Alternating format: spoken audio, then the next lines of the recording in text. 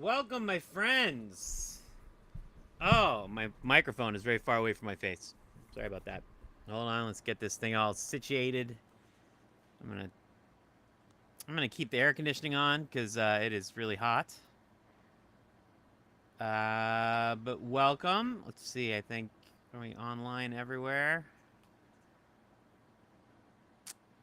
I'll pop you out. Sorry, guys. We are moments away from Raw on this fine Monday night.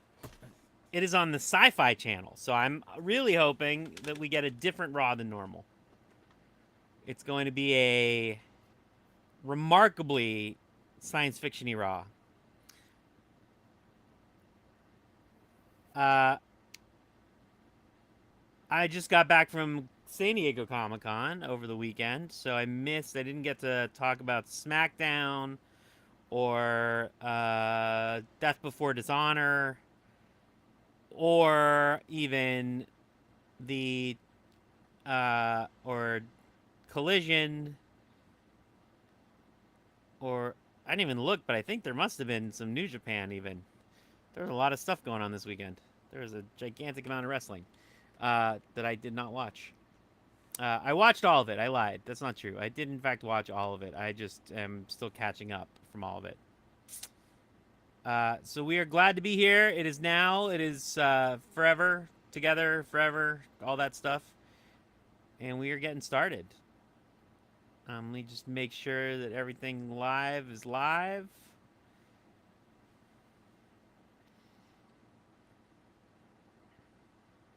I never put myself in the graphics for the live streams. Whenever I look at everybody else's live streams, they always have themselves in them, and I always wonder about that. Let's see how our channel looks today, guys. We are live. Welcome, welcome, welcome. Sound off and let me know you're here. We do not have any giveaways tonight. I know we've been doing giveaways the past few weeks, but if you are here, I'm going to put this ticker up. On Wednesday for Dynamite, I got a bunch of those AEW Dynamite comic books that DC Comics made, and I got them all 100% all signed by the creators. Not by the creators. That's not true. I actually had them all signed by the wrestlers themselves. So I have signed comics signed by Orange Cassidy, by Will Ospreay, by Tony Storm, by Swerve Strickland, and by Britt Baker. All for you guys that I'm going to give away on Wednesday night for Dynamite. So I do hope you guys join me for it. I'm getting a lot of text messages. There's some. Oh boy, Seth Rollins, guys. We got Seth Rollins. We have Seth Rollins theme song and people running around to it. And Seth Rollins is doing the Ed Grimley walk.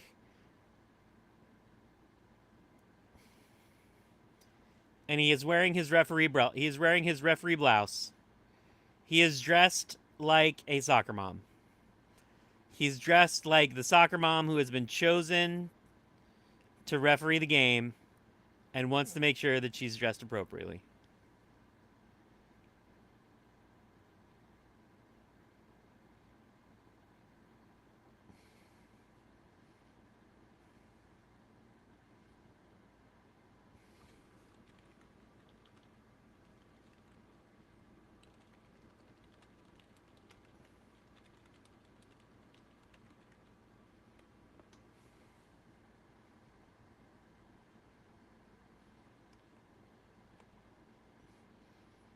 I have to take a picture for my wife because she won't believe me.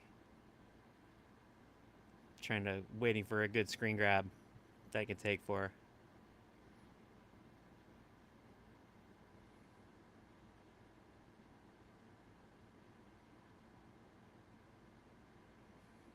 Whoa. Welcome. We got somebody watching over on YouTube. It looks like I got somebody else watching over on over on Twitch, maybe? It's hard to tell.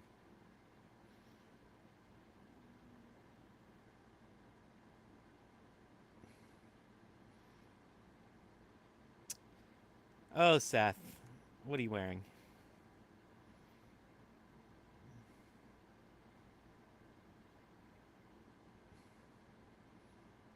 Yeah, Seth is officially.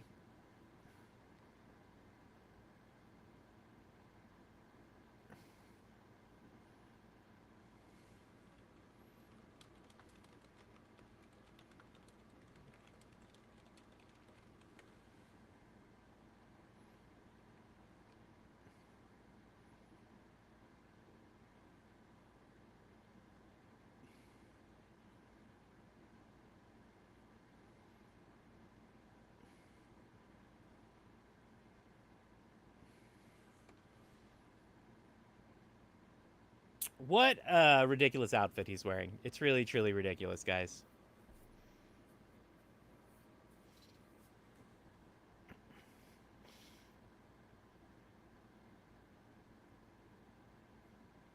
He looks like the mom from Beetlejuice. This is what he looks like.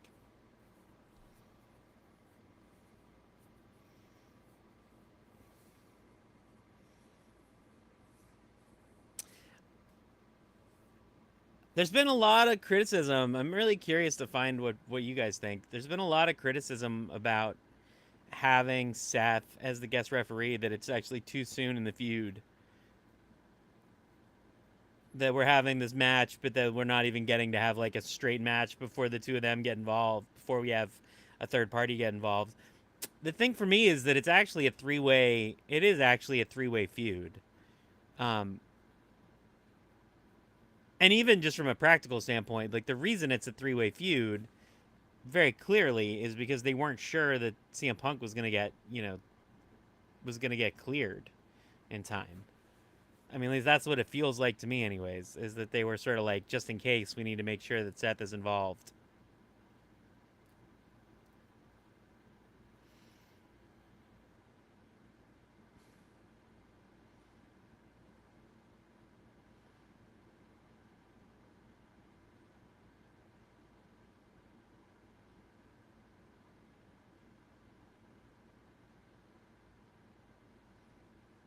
Did he just give the belt to the wrong person?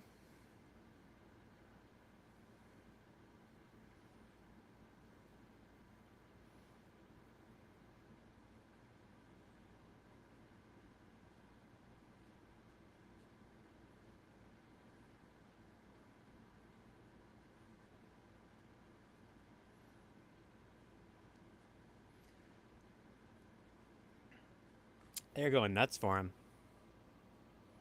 But yeah, like I think like you number one, just like from like I said, from a very practical standpoint, there was a little bit of like, is he actually going to get cleared in time? Because they're really, like, very really at the end of his clearing time. Like, dude just got cleared last week, so that's number one. But then number two, like, what's cool about it is, depending on, like, when you have this sort of like weird dynamic between the two of them. What do you do with them? Who goes on to feud for the world title when the time comes? What happens in terms of getting like getting everything ready for the next phase of this match, because they're going to clearly keep it going for a while to come, because this is, in my opinion, like, this along with the Liv Morgan stuff is the big feud. Like, this is the big hot feud right now in on Monday Night Raw. So like they don't want it to end, and what this does is it adds a little more heat to it, and it lets this feud keep going.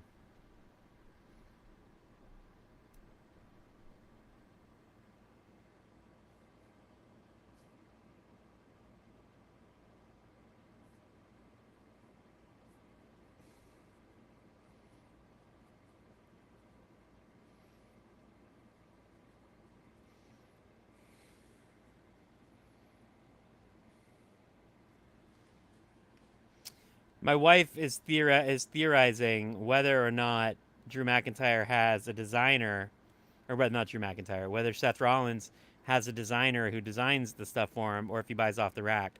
I can't imagine that you can buy clothes in his size off the rack, although he's not a very large man.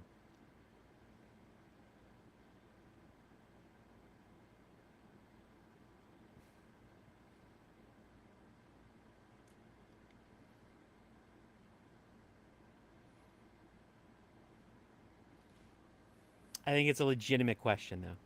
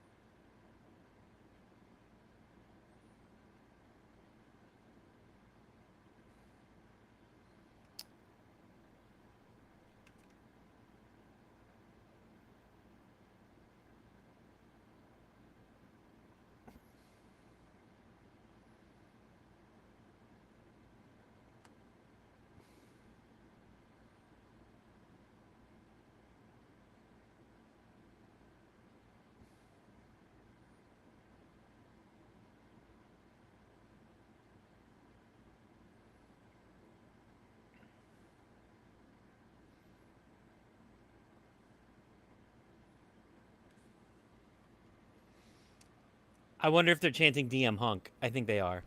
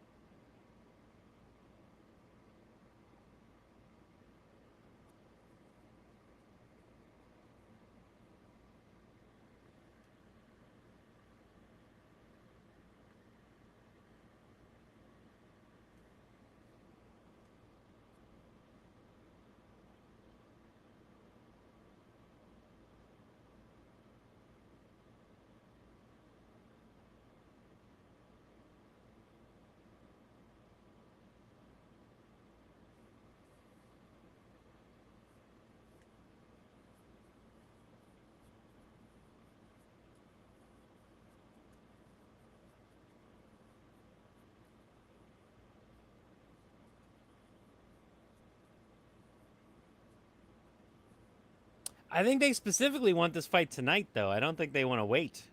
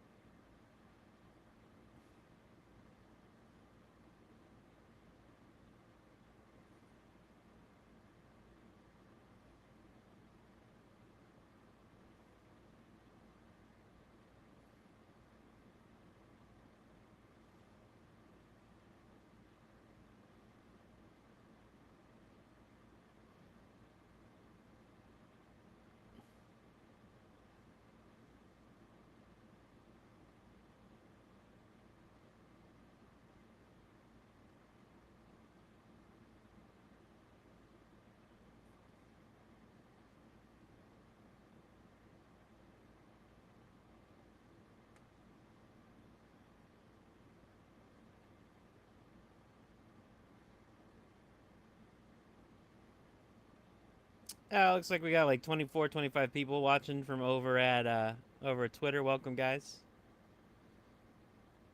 Sorry, there's not a lot to say. They're just sort of rambling right now.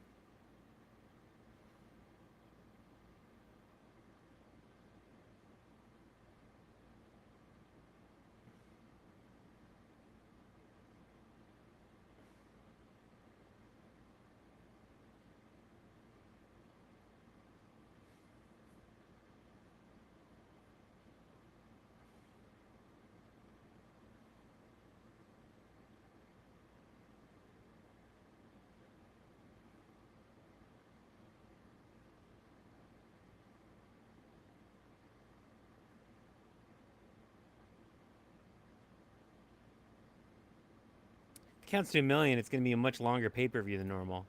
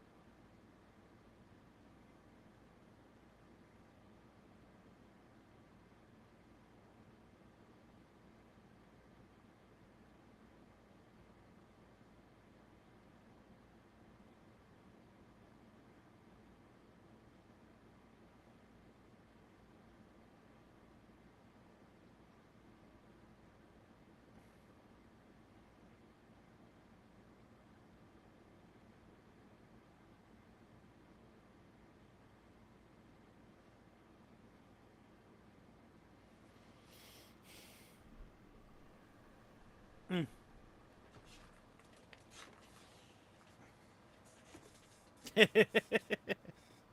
Oh, poor Drew.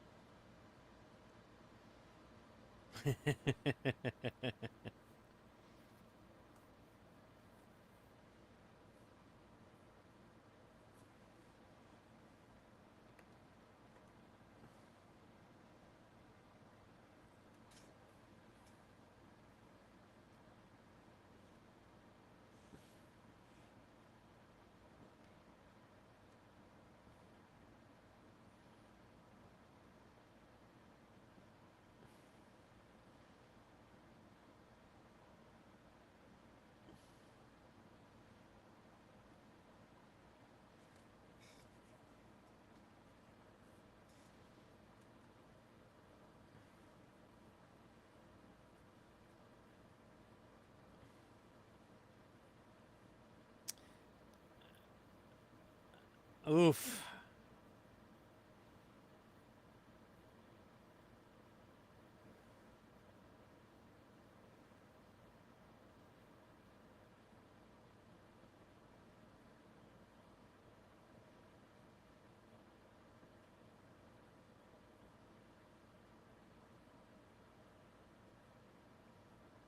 Yeesh.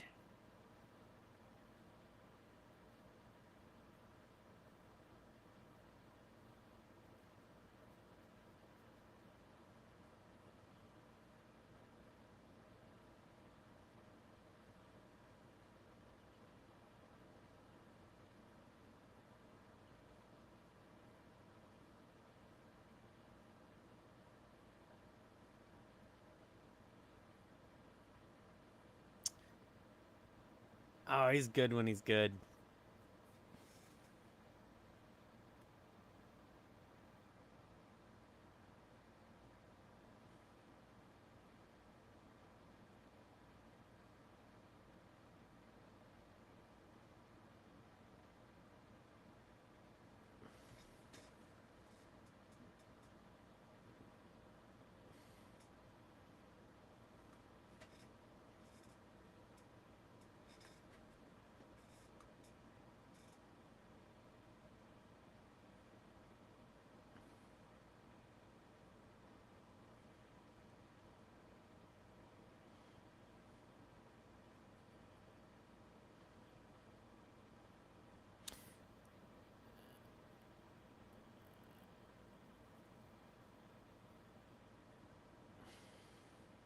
It's like an interesting problem to create to not let them touch each other, because like it really deflates the segment because there's nowhere for it to go.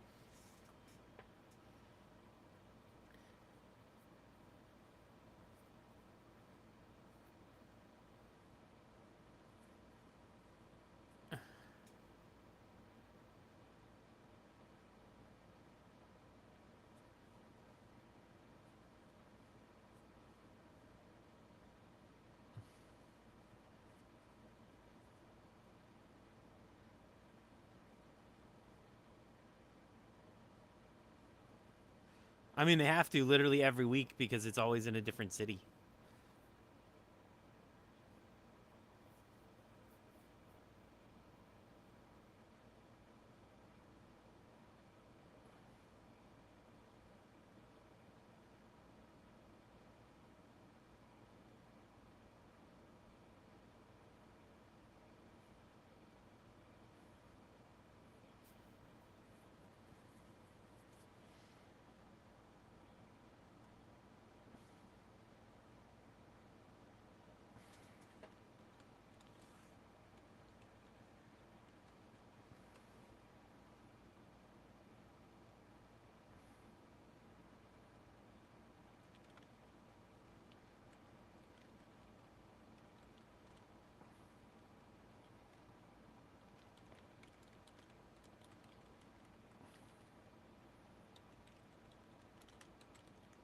All right. So, that was interesting.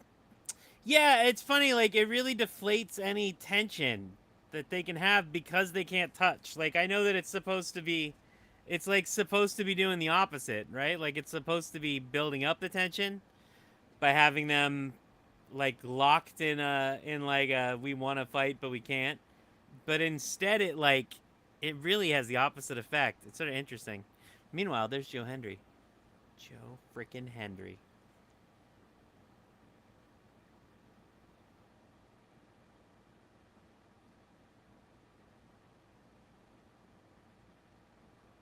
Um, yeah, it has almost like a weird. It's like a weird backwards effect, like where I don't think it does what they intended to do. Like I think they thought like, oh, it's gonna really add. It's gonna really add a lot of extra. It's gonna add like a lot of extra tension to have them like raring to go and raring to fight. But at the end of the day, like it really does have the opposite impact, because you're just sort of like we've seen them have these conflicts already. I just want them to just get on with it already. And I think having them actually fighting probably would have been of more value. Although I'm guessing by the end of the episode they're gonna actually come to blows. I would hope, because it feels weird not to. It feels like a weird waste of time. Um, and like we didn't actually move the story forward. That it's always the weird thing. Like the go home is a weird episode, right? Because you can't do too much. Like everything is already set in place. Everything is sort of in motion. We know what everything is going to be. You can't really change too much. There's not too much you can actually do to like redo how things are set up and how the matches are going to work because they're all set. Everything is set for this weekend. Everything is advertised. Like I made a video that's like my predictions for the show, and while I was making it, I was like thinking to myself, um, like do I need to stop and watch Raw before I post it? But the reality is like I severely doubt anything is going to actually change in a meaningful way uh, for me because that's just not how these things work. Hey man, welcome. Oh, hold on, I got a weird. Hold on, we got like a weird, having a weird glitch. Hold on one second. And then we got somebody who just chopped into the chat. But of course, my chat just died. So hold on a second. I don't know if you're gonna lose me while I refresh. So hold on a second.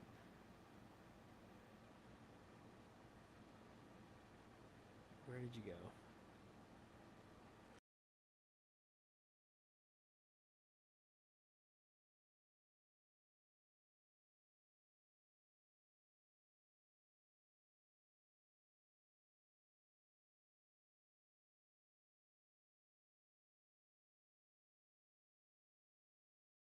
Let's see. Who do we have here? New comments. Welcome, man. Welcome.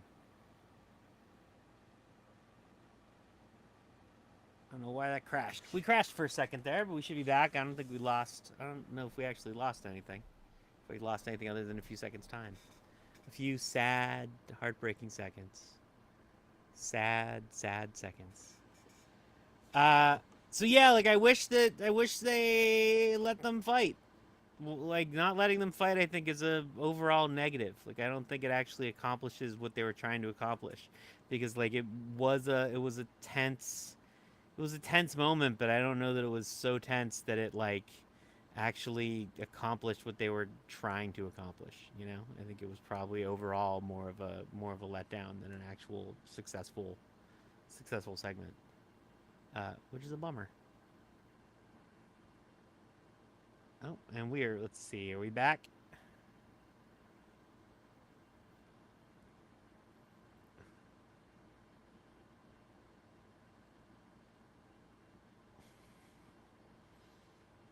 I see that we're on the Come to New York commercial.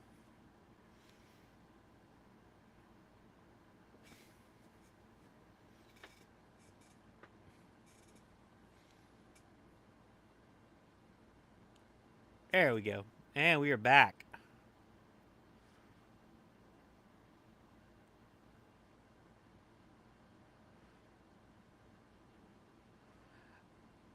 I'm not clear what this Damian Priest live thing is at 9 a.m. on Friday.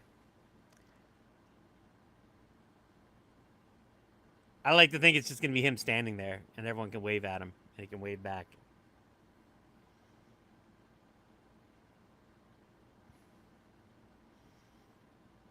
I keep thinking, I was making like when I was making my video about what's going to happen, I was sort of like determined that they were going to they're going to take the title off him.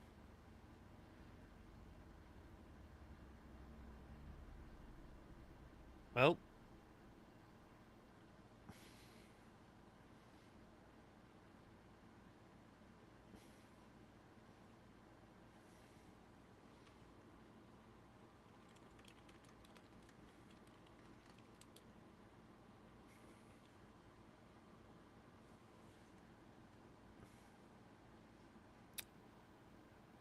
what's up, Rick Elvis? Welcome.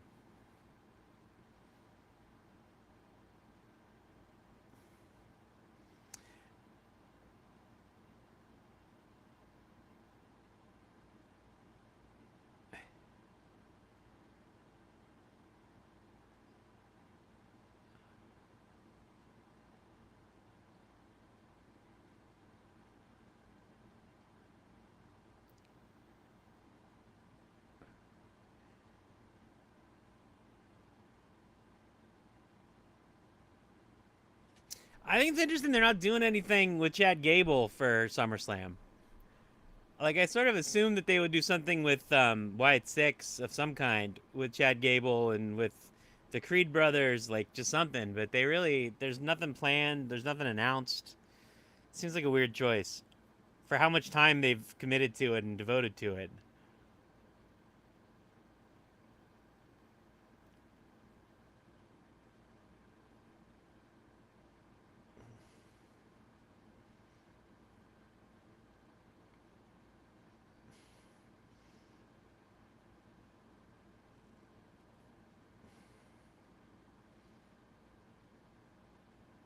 Well, I suppose they could add it still. We just left tonight to add it, but they seem to be at they're sort of like the maximum that they'll do for a show because they're so like limited about how much they actually show on how much they actually show on PLEs now.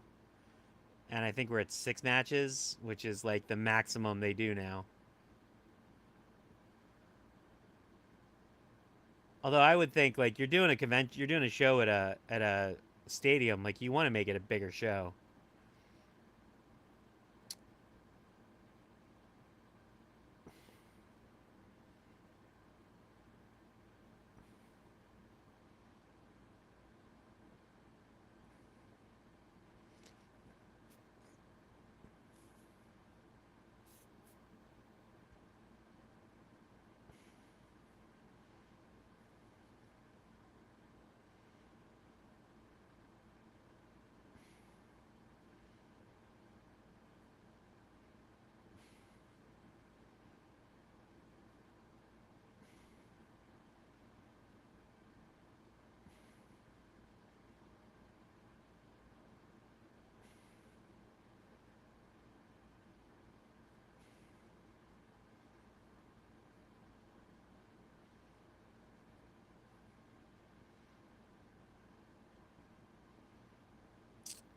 That's a good spot. I didn't notice that.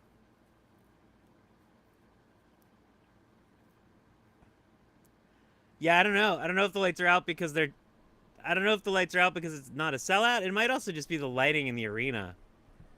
Like it might just be one of those arenas that doesn't have good internal lighting.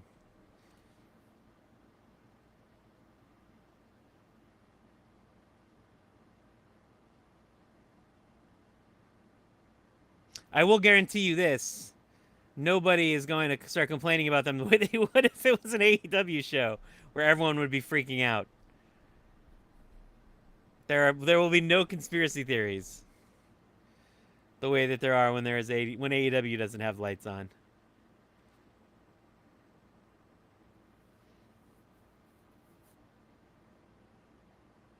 But I would assume if it was for Wyatt Six that they would have it the opposite. They would want it lit up so that when the lights go out, it's much more noticeable.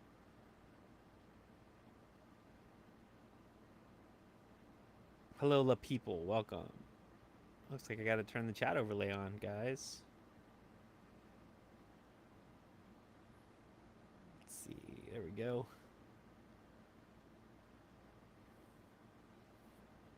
So yeah, that's a good observation. I do wonder but I would think like this close to SummerSlam, they're in I think Green Bay tonight, which is a great wrestling city. So I can't imagine that it's not a sellout when they've been selling out every single show, or at least like making the shows into sellouts because they can just move seats around.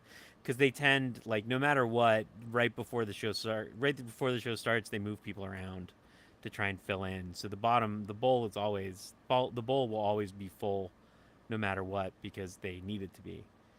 So if you're sitting in the upper deck, they will start pulling you down and moving people in so that the bottom layers get filled in sooner.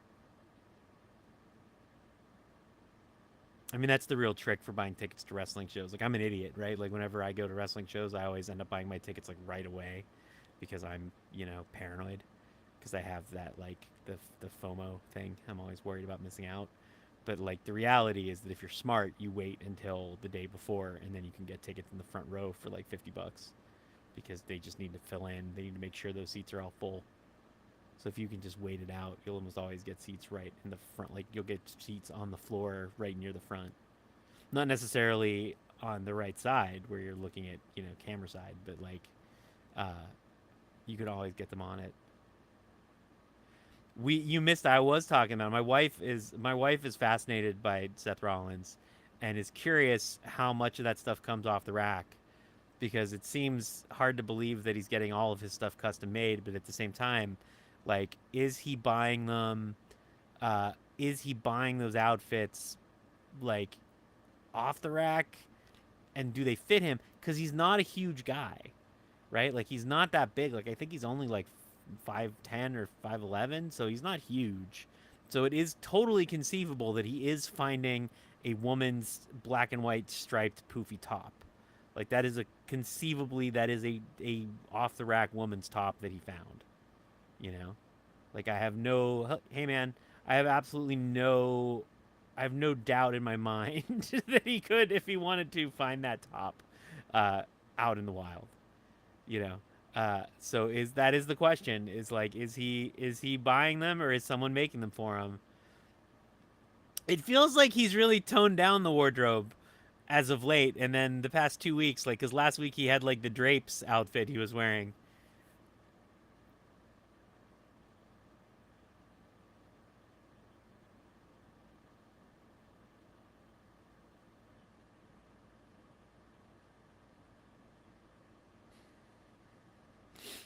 I mean, there was a time, like, I don't know if you remember, but like there was a time like a year ago even, where like him and Becky seemed to be like in direct competition for who could wear the most like outlandish outfits, and then Becky seemed to give it up and just started wearing just like the leather pants and the baseball cap.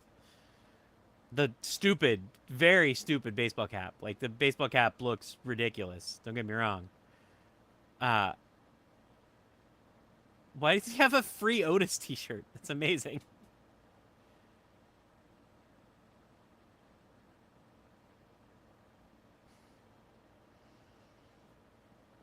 I continue to want them to just wrap up.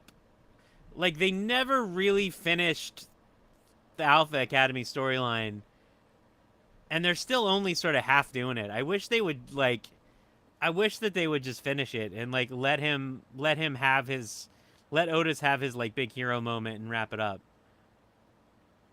And maybe that's what they're doing, but the Wyatt Six stuff really gets in the way of it. Oh,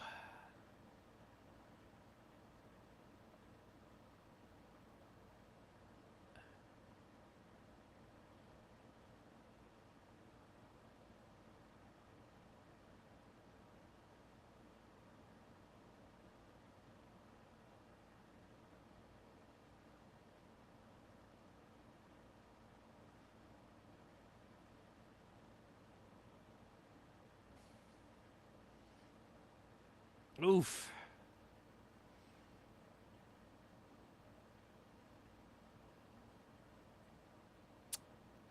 It's very anticlimactic. It's an anticlimactic ending.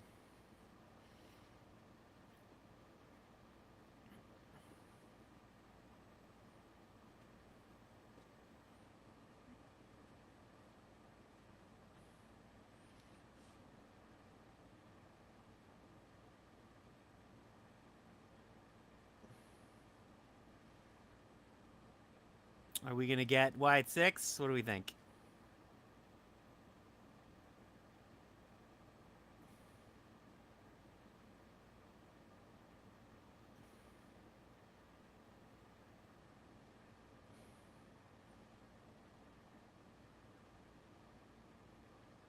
Where's our Wyatt Six? Come on.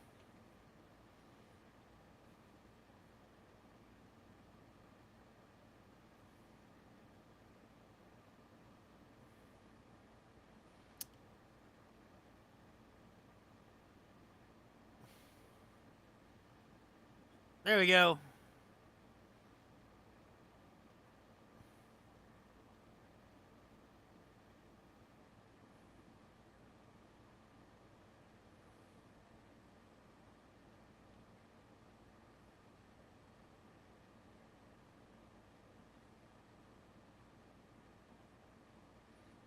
No, Sci-Fi is definitely not happy about the swearing.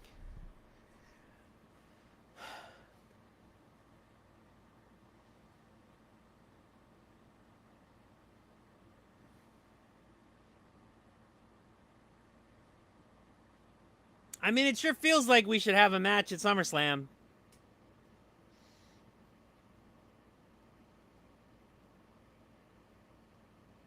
Also, where's Ivy Nile? Like, Ivy Nile has really dropped out of the Creed brothers, apparently.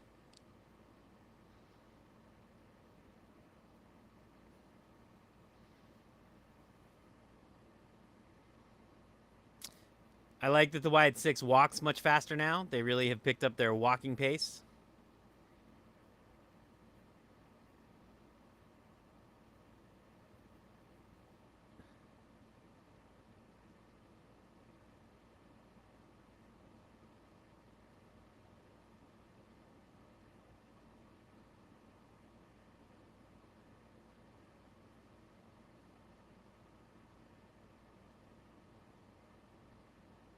Yay! It took the mask off. That is fantastic.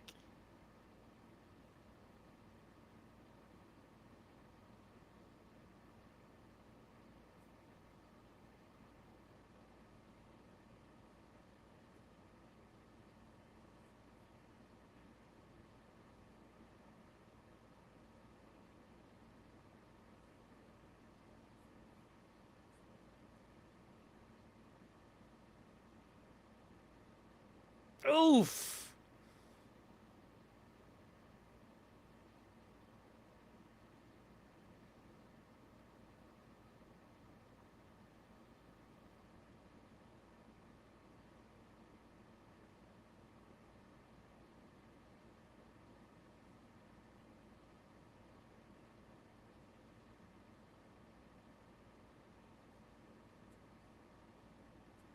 Here we go. Here we go.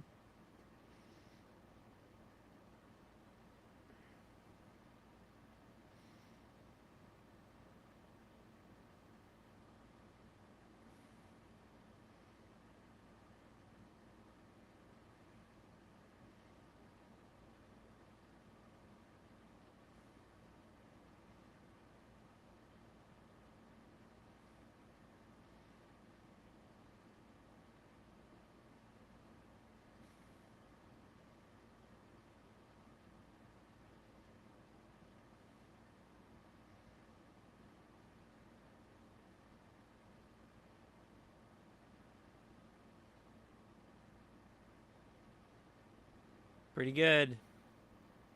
Pretty good. What'd you guys think? What'd you guys think? That was pretty good. I like that. I like that they took the masks off. Like, I think that's a big deal. I think it's a big thing for them to actually get the masks off.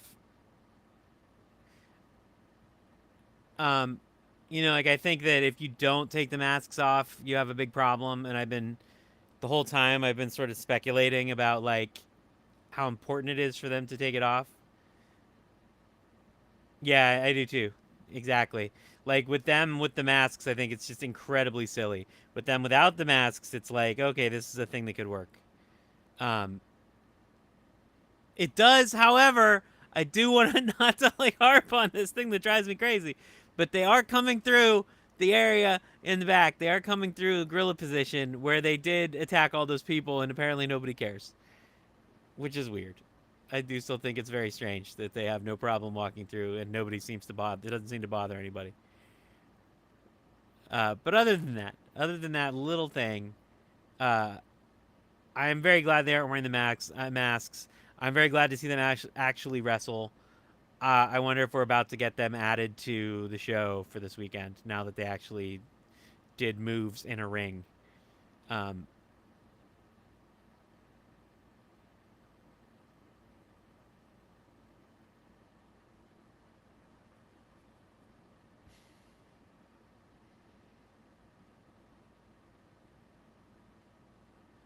what do you guys think? Do you guys think we're gonna get a match this weekend from them?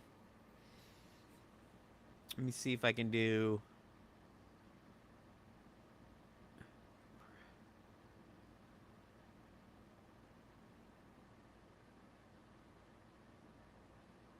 I thought I could do a poll, but I don't see how to do it.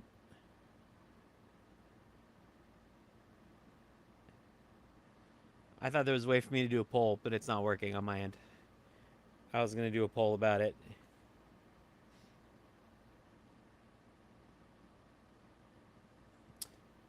I mean, to be fair, they did just murder extras, and as we know, extras don't matter. Somebody in one of my comment threads was saying how uh, they probably just had a chat with Pierce, and that was enough. But I find that generally, when you assault a large group of people, uh, that generally just a chat is not enough. Hey, Caleb, welcome back. Yeah, it's a weird. It's certainly like a weird choice that I wish they would. I wish they would address it. It's like I feel like a huge continuity nerd that it bothers me so much, but it really bothers me. It's just like one of those stupid things that, like, if they weren't introduced that way, it wouldn't bother me so much. But the fact that they were introduced that way, and that it was such a huge deal that they were introduced that way, it feels like you really do need to do something with it.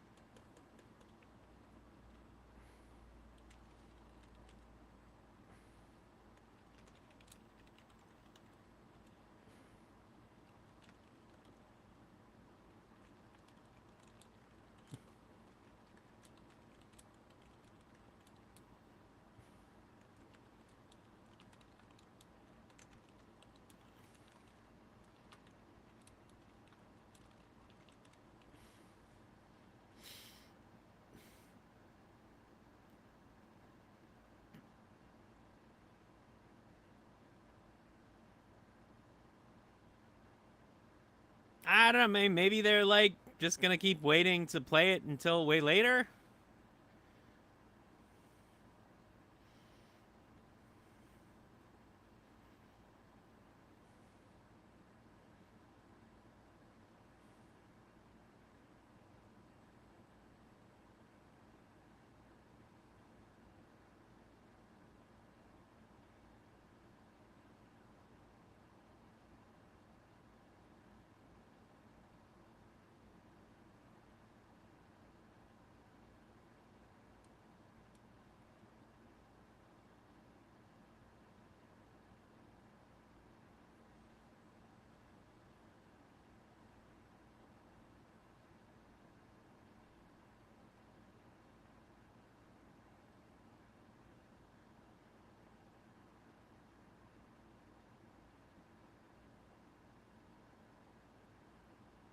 They're doing a lot of Judgment Day tonight. Like every other segment has been Judgment Day.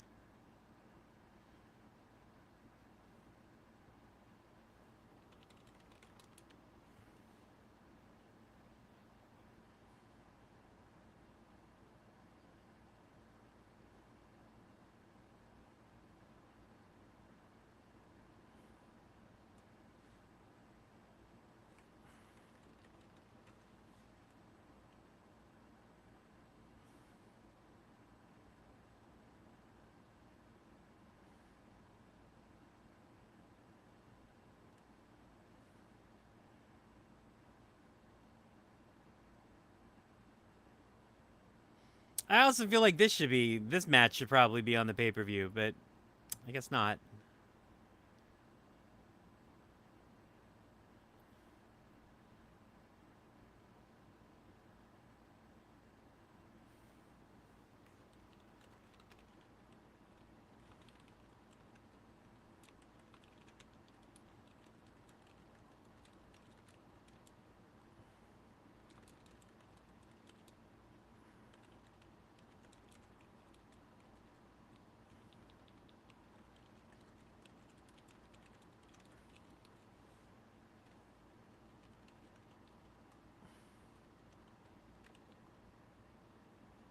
I mean, maybe we will, I guess, if they're doing yet another of these stupid Bronson Reed matches. Like, Jesus Christ, how many stupid Bronson Reed matches are we going to get? It's just really too much Bronson Reed.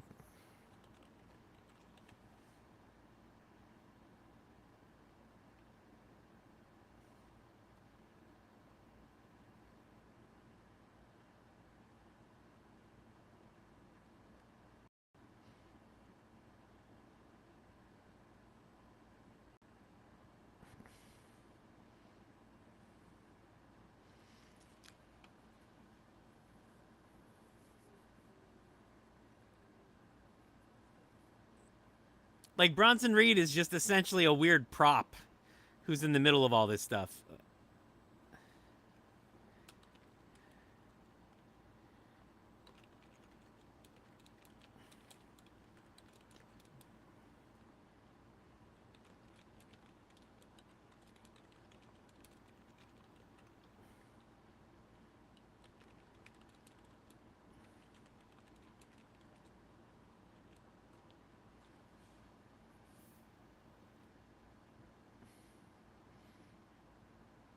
Yeah, I don't get these Bronson Reed matches. I don't get what you get out of them.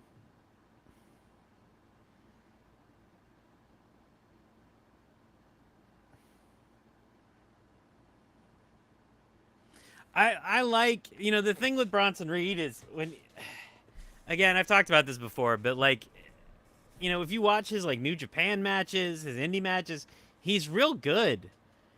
Um, but like, they just don't know what to do with him in the WWE.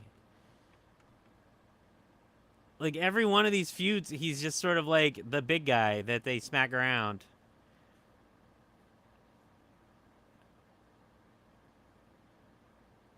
And they spend a lot of time trying to sell what a devastating monster he is, but like he never wins. He never really accomplishes anything. He doesn't have a ton of charisma. But like when you watch him in New Japan or you watch him in the Indies, he does. It's really interesting actually. Like I find it kind of fascinating. I find like it's one of those interesting things that like some guys just don't translate. And he's one of them. Like they haven't had anywhere to put him that's meaningful.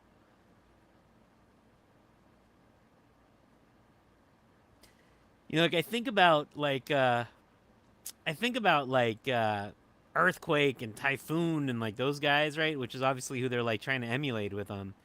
But there's something like I think maybe it's because he's shorter, so he's not like a genuine giant. He's just a big guy. He's just wide. He's not also 6'9". I don't know if that's part of it, so he doesn't feel quite as imposing.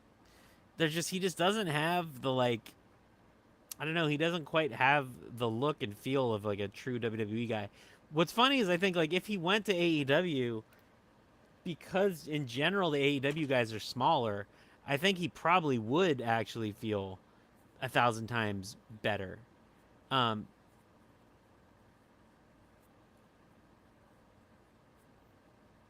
yes, Jonah is way better than Bronson Reed. Um,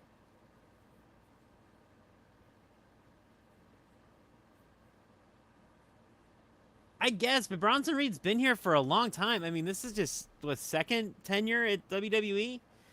He was in Indie, then he was in NXT, then he left, and then he was in NXT. Then I think he went to the main roster. Then he left. Then he came back to NXT, and then back to the main roster again.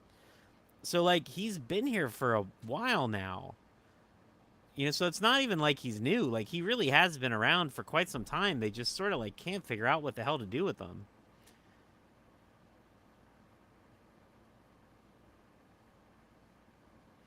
I think it's interesting. I think he's one of those guys who like he can do stuff that's like a smaller guy. Like he can do a little more, not quite like lucha is the wrong word for it, but he can be a little more mobile. He can do more flippy shit. Um, but WWE does not like them doing the high risk stuff when they're as big as him, and I suppose it's probably smart because he's gonna kill himself if he does it long enough.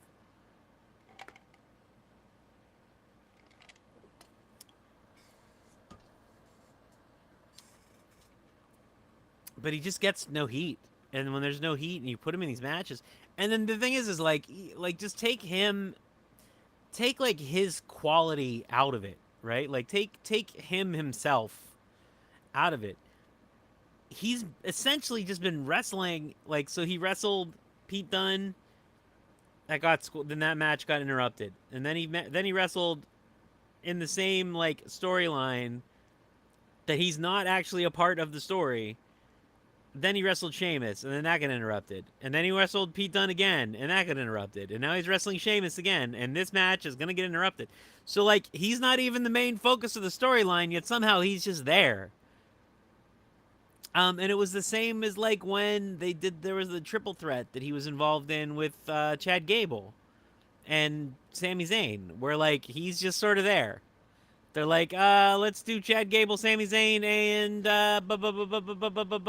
Bronson Reed. Why not? Just throw him in there. See what happens. It's weird. It's just like we're paying you money, so we might as well put you on screen. Which, you know, I can dig that. I understand paying for somebody and wanting to use them, but like, use them for something. Have a goal with the guy. Because it doesn't feel like there's a goal for the guy.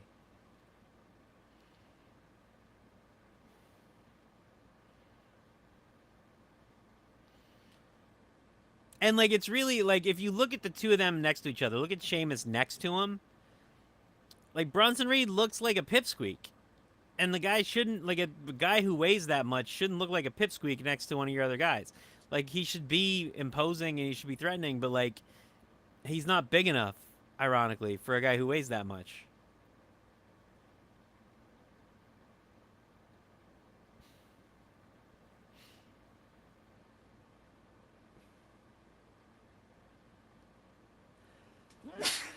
Excuse me. So like, it just doesn't feel like, yeah, it doesn't feel like there's anything there for me.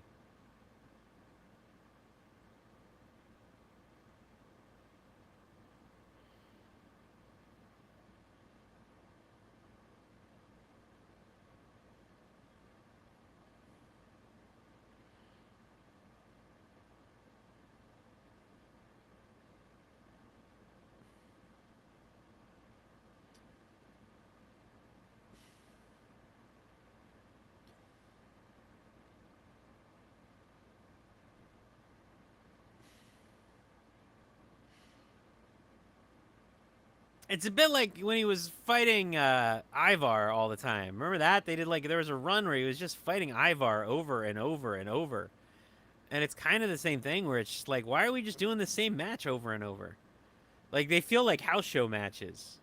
Back in the old day when there were house shows all the time.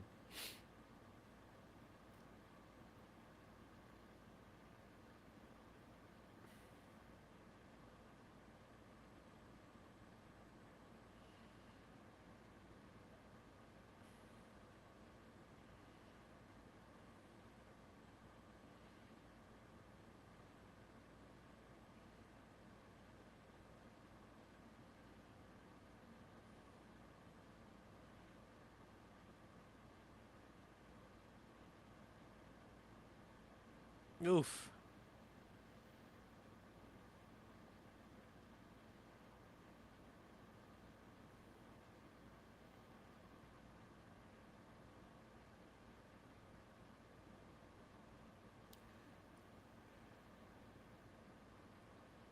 There's just, yeah, there's just no there.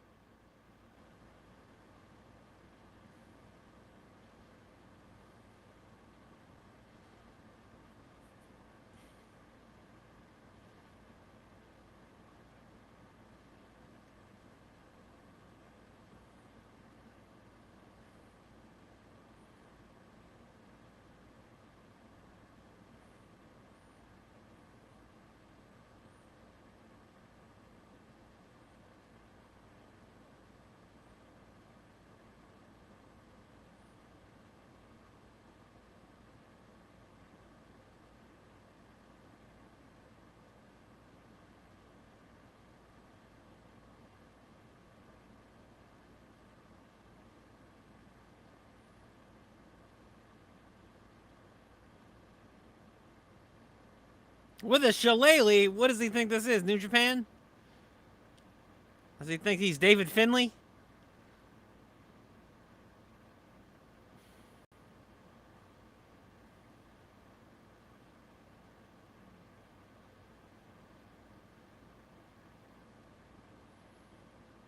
That is David Finley's gimmick, guys. We can't just be stealing David Finley's gimmick.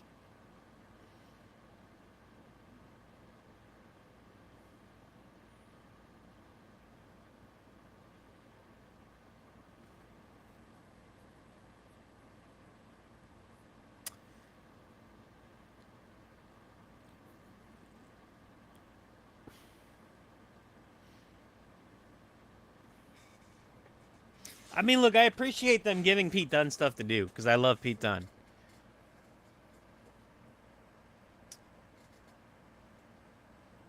But I continue to feel like this story doesn't have a lot of story to it. Doesn't have a lot of plot logic to it.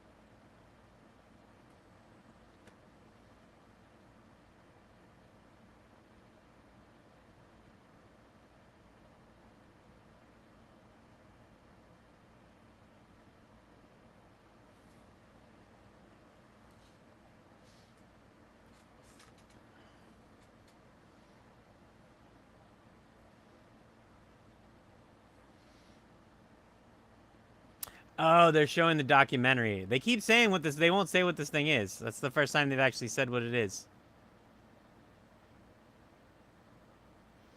That documentary is the only thing that makes me think that maybe he's not gonna lose.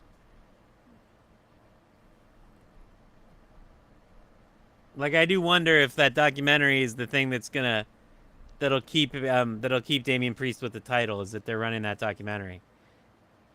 Um, that being said, they should definitely give the title to Gunther.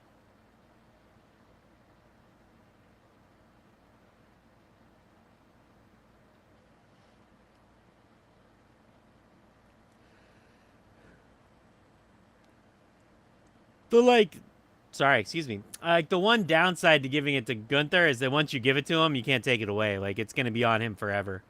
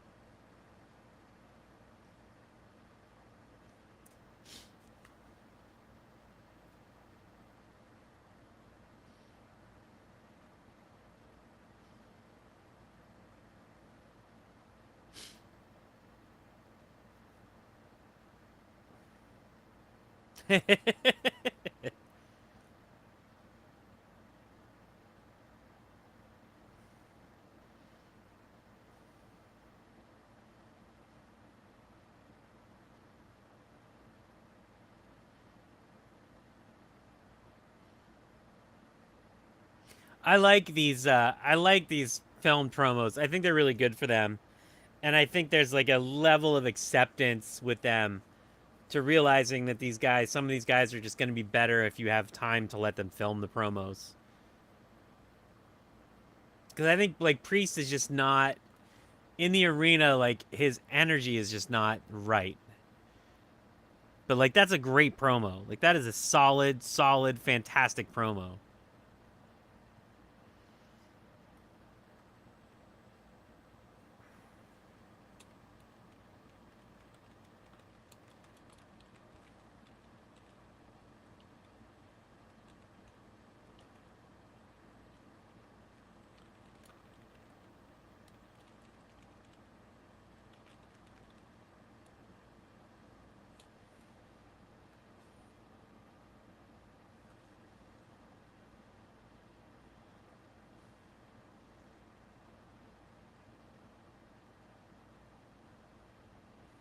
I'm pretty sure Gunther's taking it. I don't disagree. I just think, like, the only, like I said, the thing that makes me, like, wonder about it is that they're making a documentary about Damian Priest. And it feels like a little weird. Feels like a little suspicious that they would make a documentary and then be like, also, you're losing the title. We're investing all this money in a documentary about you. Also, we're going to make you irrelevant right now.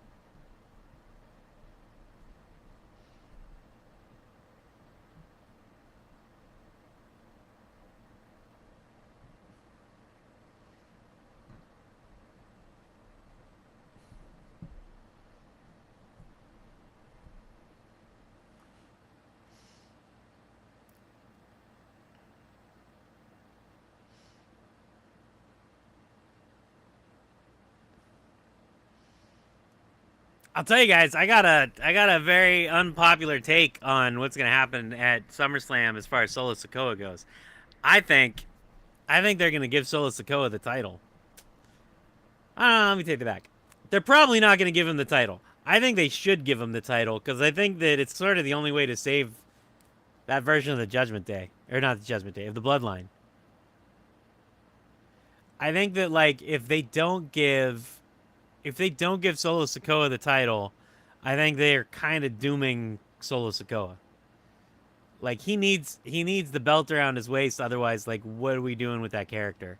So like, if Roman comes out and costs him the title, then he's gonna feud with Roman. But the thing is that feud with Roman is really gonna be about The Rock and Roman, and we all know that it's really about The Rock and Roman. So that's not really a story for Solo Sikoa. If Roman doesn't come out and we just let him lose to Cody, then there's no story for Solo. I'm not disagreeing. I think Solo's not doing a great job. I think he's not ready. I think like they're putting him in a very, very unenviable situation where he's not able to succeed. Like they're not letting him succeed essentially. So like I think he's sort of in an unfortunate bind. I think they're in an unfortunate bind because of him, right? I think like they've put themselves in this bad situation with him. So I think like, but all that being said, even with this unfortunate situation, it's still the situation they're in, which is like they need to legitimize this bloodline, and they need to legitimize the bloodline for a decent amount of time so that they can actually build the story over the next like however many months, 6 months, to get us to WrestleMania. And if if like the other alternative to the story is Solo wins in spite of Roman, or in spite of Jay and Jimmy, or in spite of whoever's interference you want to throw in there, right? Suddenly that opens up like of this, all of these other story potential. Because suddenly now you have him and Roman, him and Cody, and you have him and Jay, you have him and Jimmy. Like you have all these stories that fall out of that you don't get if he loses the title. If he loses the title, he's just sort of like a eunuch. Like he has absolutely no balls as a character. Um, and he's already pretty close as it is. I think you're probably right. I think the way they should be handling him is with these film promos. Every time he does a film promo, he's fantastic. Like when they give him the resources to do the promos right and like let him film them and let him do them behind, like as a behind the scenes promo, I think they're really good. It's when he's doing the promos in the ring and the audience energy is wrong because the audience hates him and he doesn't know what to do with it. That's when the promos are bad.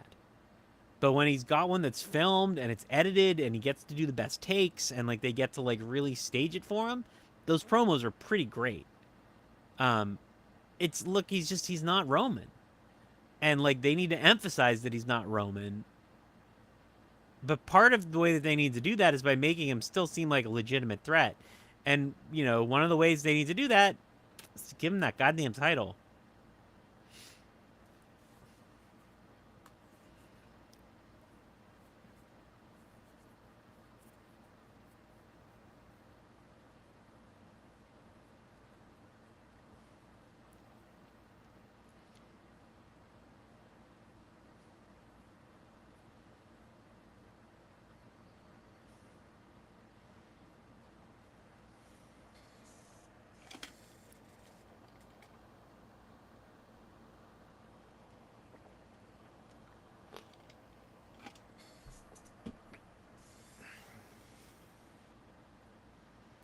Oh God, a 3-hour countdown show?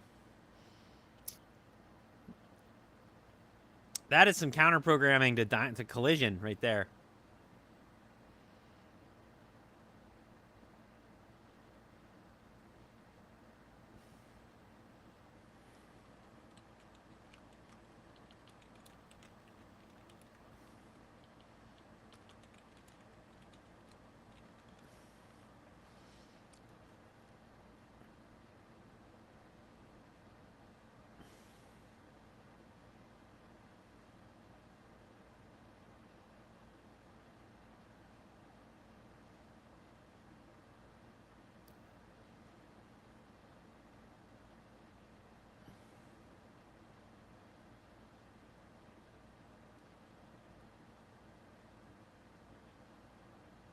Now this is a good promo.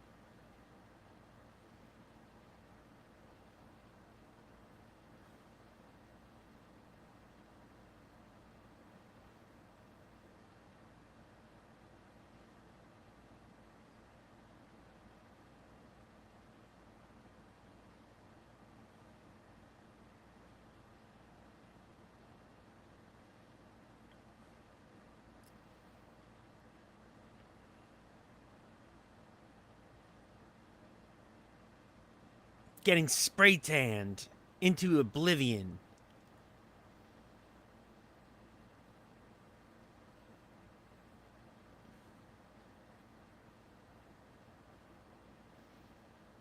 I like that this is both simultaneously a promo and an ad for Sami Zayn's comedy show.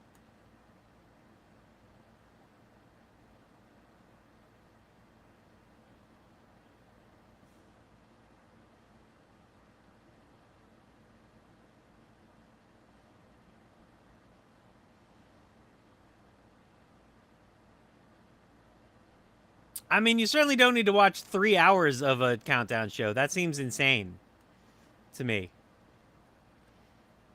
Especially because they don't put matches on it, which is just weird.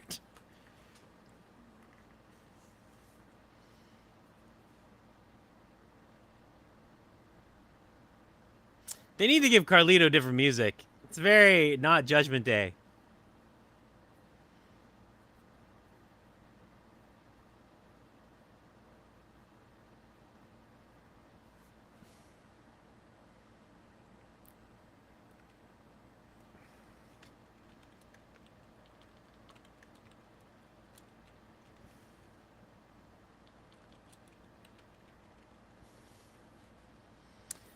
Ah.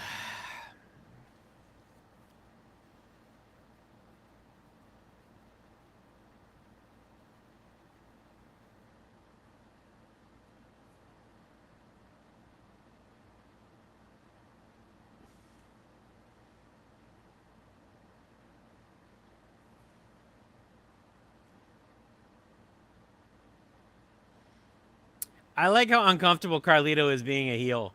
Like, he clearly is still like, oh, God, everyone likes me. Oh, they don't like me. What a bummer.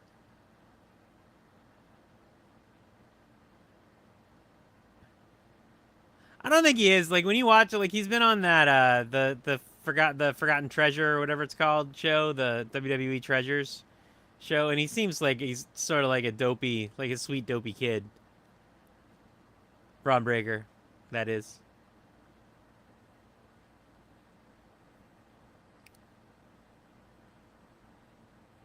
Jay with a very weak suicide dive.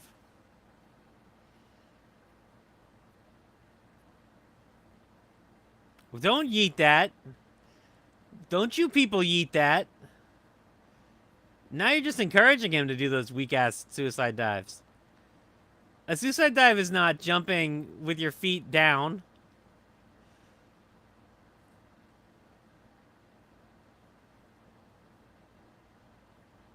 I continue to be sort of amazed at Jey Uso's being so over. I find it so strange.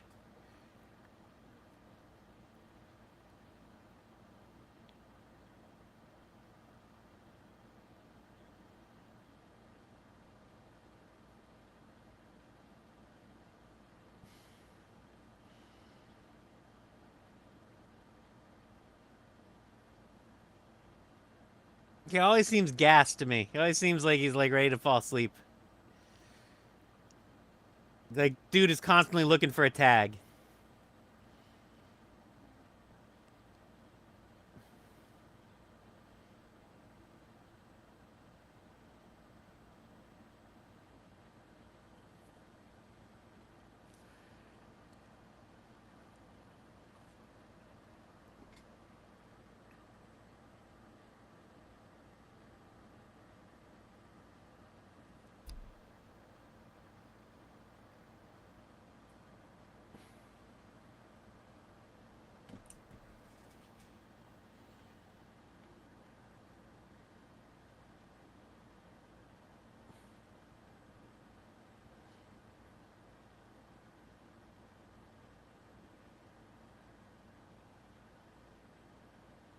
But I do find it interesting. They've really like rehabbed Scott Steiner's image after like I really thought between that documentary and then him again being on the Treasure Show, like they had like I thought like Scott Steiner was so crazy and did so many insane things that it always felt like they would never want to rehab him and bring him back. But like they've really sort of embraced him, um, in spite of the batshit crazy things he always did, which I always found to be sort of interesting.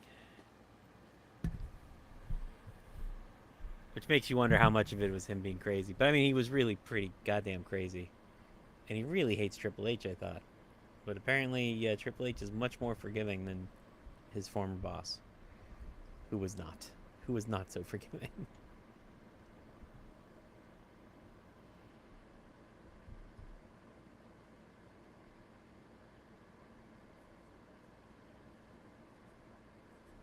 So yeah, it says it down at the bottom of the screen, but just in case you guys didn't hear, on Wednesday I'm gonna give away. Uh, DC Comics made a bunch of like little two-page comics about various AEW wrestlers, and while I was there, I let my friends at DC Comics let me get a copy of each one signed by the various wrestlers they're about. So I have signed copies of comics about Tony Storm, Swerve Strickland, uh, Will Osprey, Orange Cassidy, and um, um, and Britt Baker. So I have copies. They all signed them, and I'm gonna give those away on the live stream of Dynamite on Wednesday. So if you want to join me on Wednesday, we will do a giveaway for all of those. Um, to get them out to you.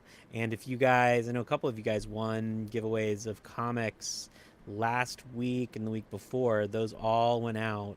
I did send yours out. They actually, I was just about to say that they just went. They just got sent out this morning. So if you won comics last time, those got mailed out this morning to you. So they should get to you in a couple days.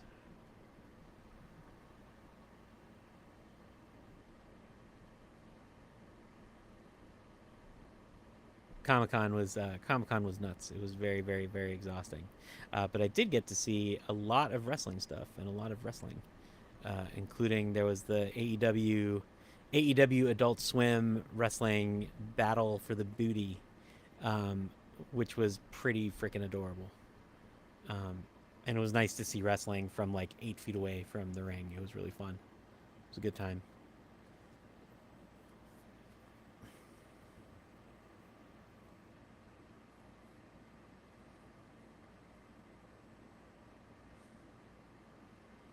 Of course.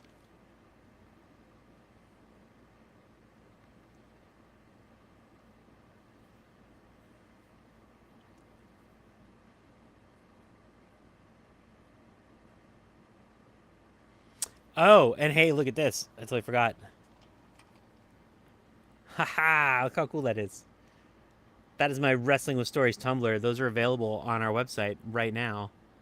Let me see if I can make that pop up. Let's see if I can find that. I don't know why it never stays. Select. It would have been so much better if I was like, oh, hey, look at this. And then it pops up for you to order.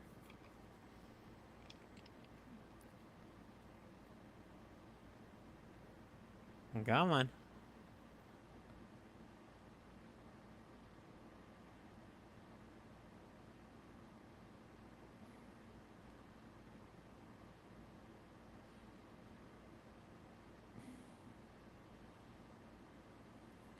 Bam! Right there. Look at that. So yeah, if you guys want to support the channel, a great way to do that is with our awesome t-shirts and merch,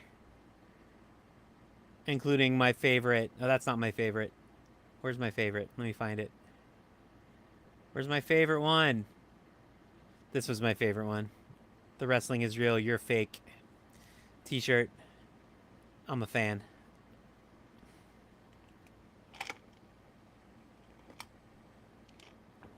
All those are available on my website, which is thefialkov.com. And then you go to the store, and they're all available there. And they're all very affordably, or as affordably priced as I am allowed to price them, and still make money.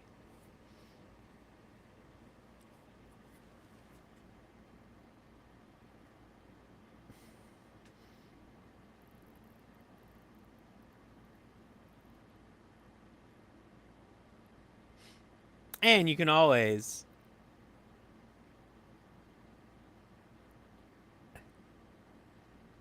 I don't know why that doesn't work. Oh, there it goes.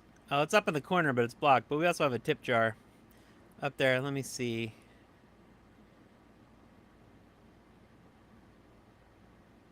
That's not what I want. Let's see. Can I change this?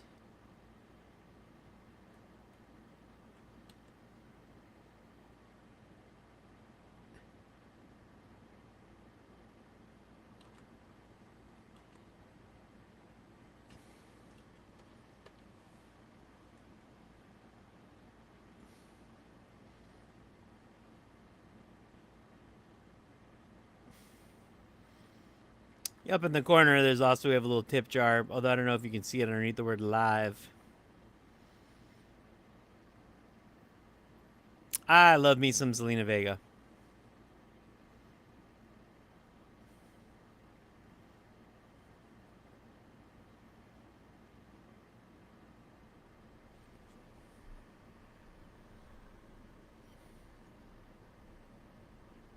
Team Forehead.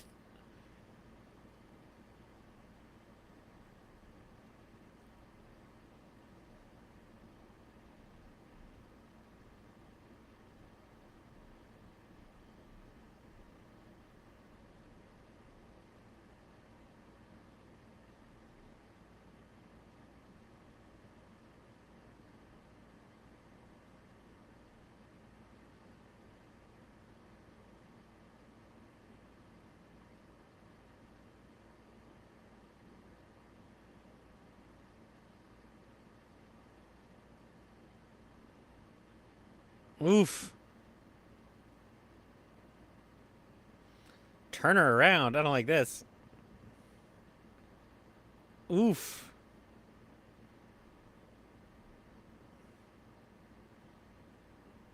Ay, ay, ay.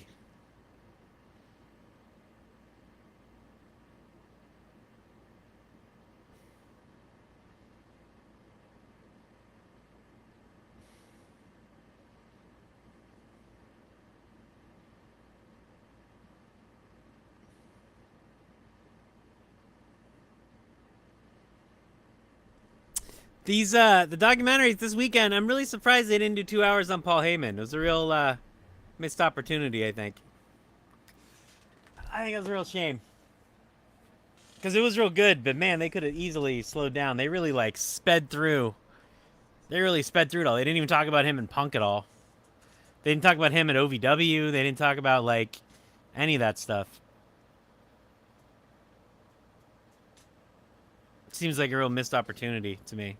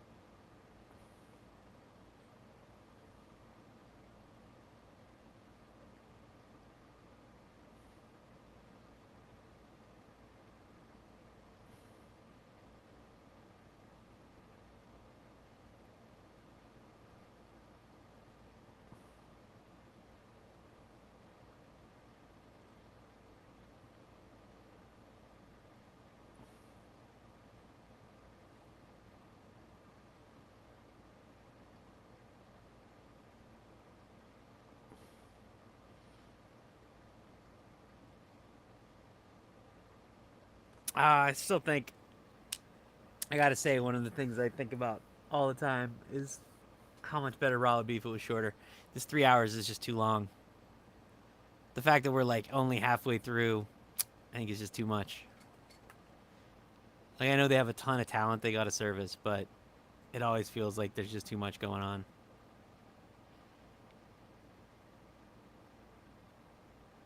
Although again, if you got rid of the commercials, that would make a huge difference. And thankfully, they're getting rid of some of the commercials at least.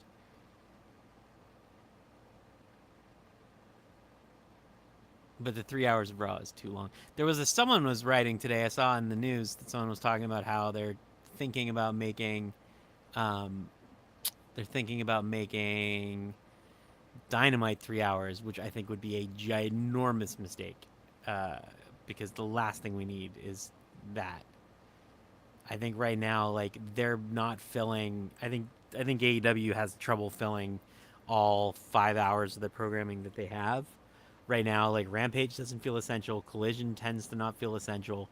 To then add another hour of Dynamite when you have 3 hours of TV that you're not using properly is just madness to me.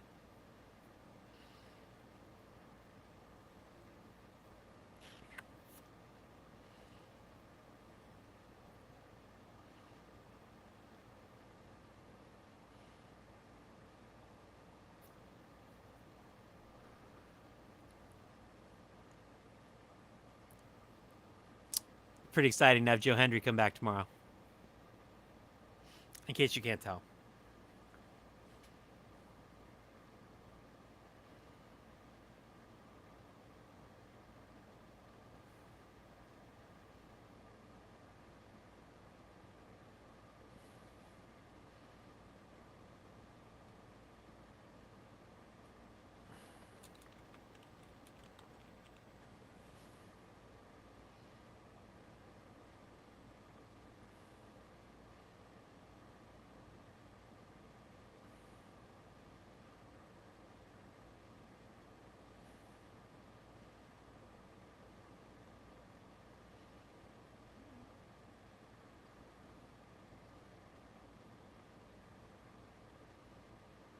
Miz.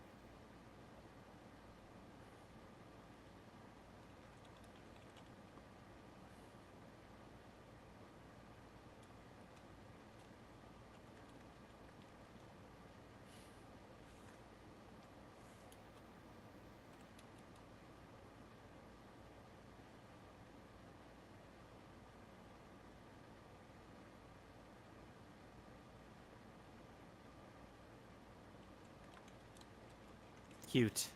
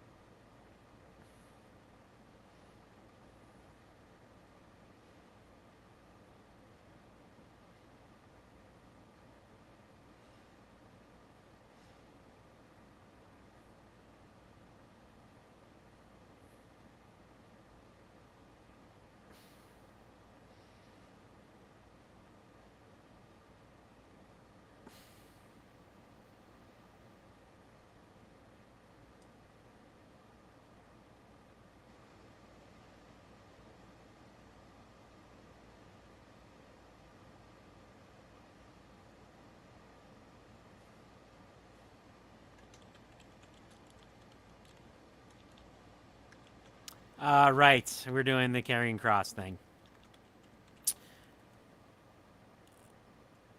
Uh,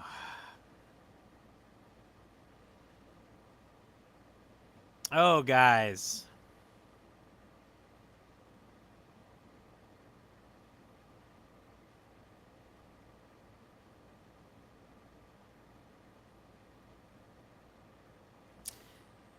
Oh, man, do I not care about carrying cross.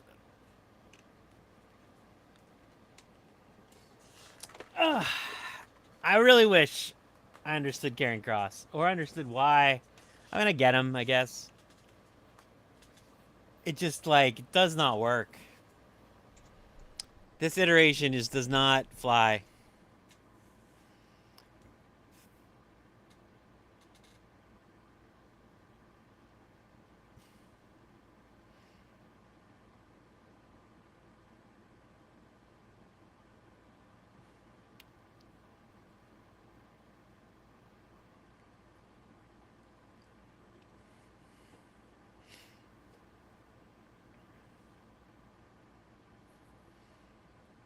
Yeah, there's just not, like, there's just no there, guys.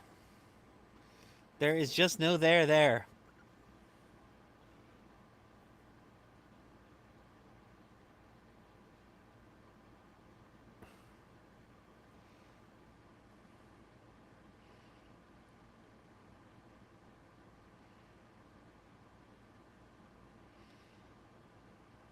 Maybe he should try boring him into submission, because that's what's gonna happen to me.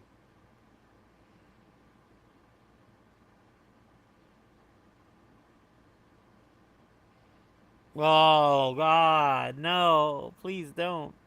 I feel like I could go out for dinner and come back and this match would still be going on.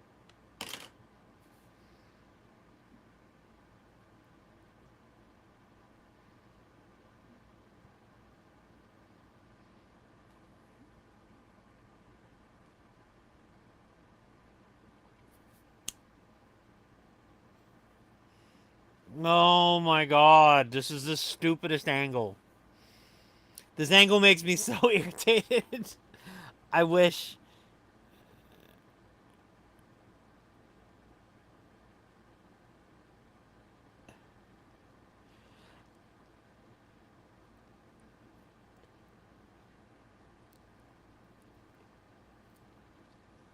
He feels like the worst parts of 90s WCW.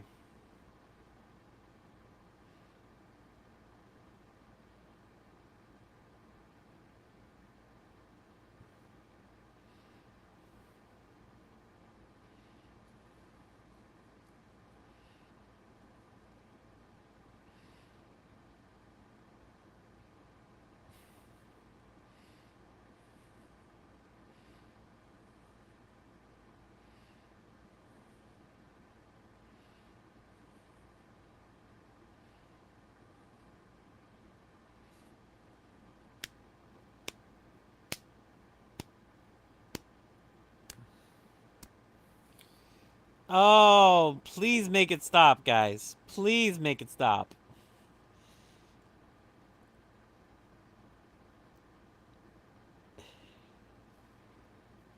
And I like love watching the New Day. These guys are so much fun to watch, but my God, you put them in this storyline and it is like watching paint dry.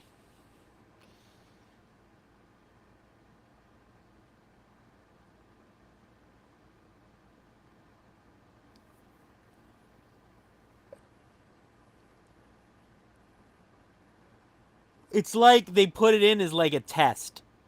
It's like a test to see if we can take it. Oh, you think you like the WWE? They're like, oh, you think you like the WWE, huh? Well, let's see if you like this. And then they make us watch Karrion Kross in the Final Testament for a half hour.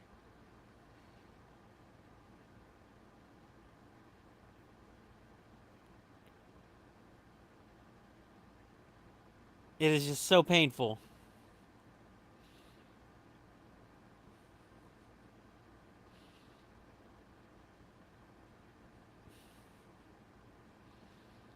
Maybe. I don't know, man.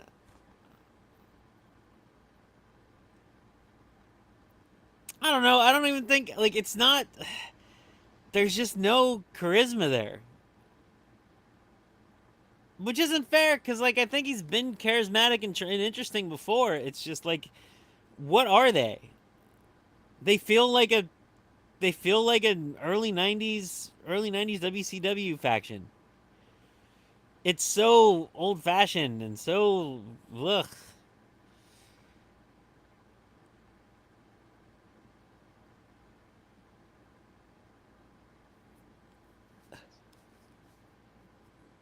I don't know what you do with them, man. Like I don't know what you get for having them because there's just nothing there. There's no heat. There's no like the wrestling itself is sort of bleh.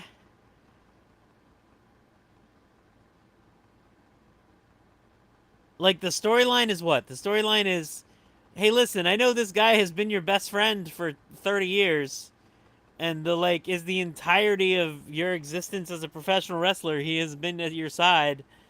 And so therefore there is literally no reason for you to doubt him whatsoever. But let me seed some kind of discontent by saying things that don't make any sense. That's the storyline that they have been doing.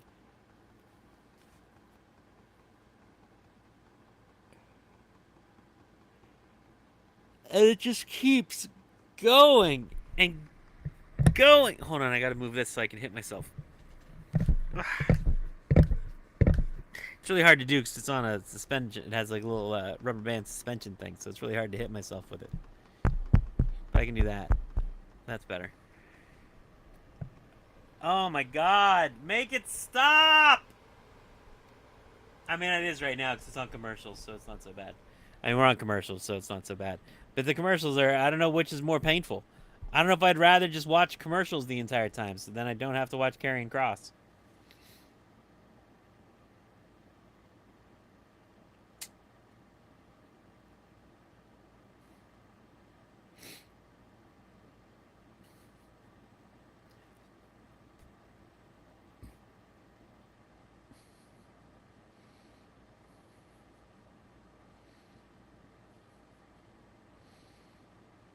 He, like, wrestles in slow motion, for God's sake. He has a Las Vegas thing on his butt.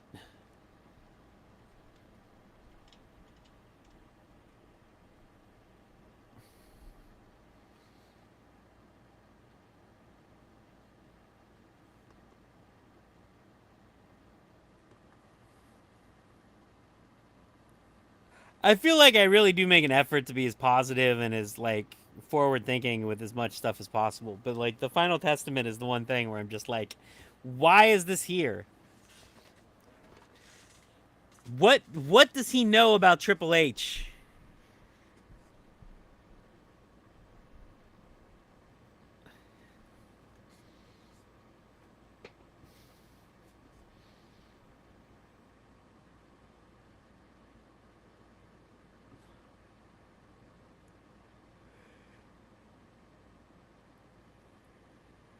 Oh my god, it's a snooze fest.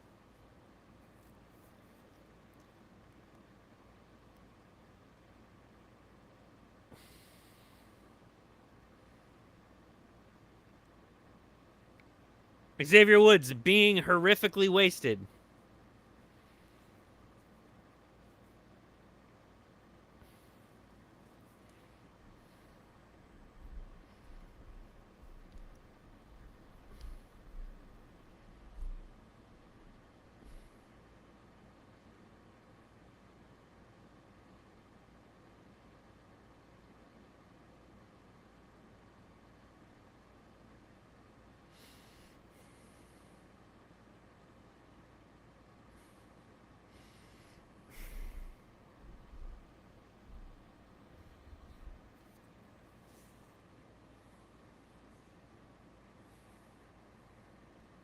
There is just nothing to say.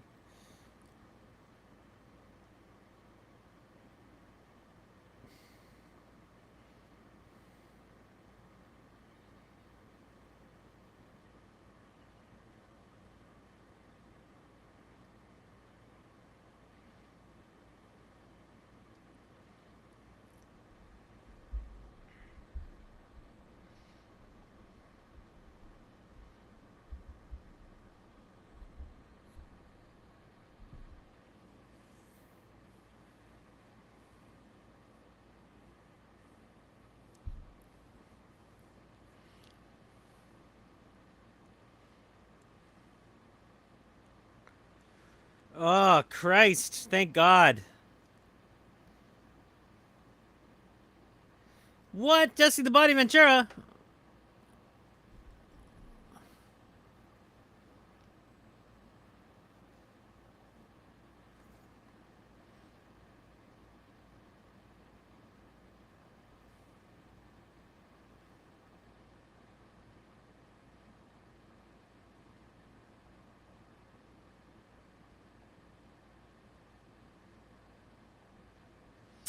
Very careful not to say Navy SEAL because he technically was not a Navy SEAL, as they did not exist when he was one.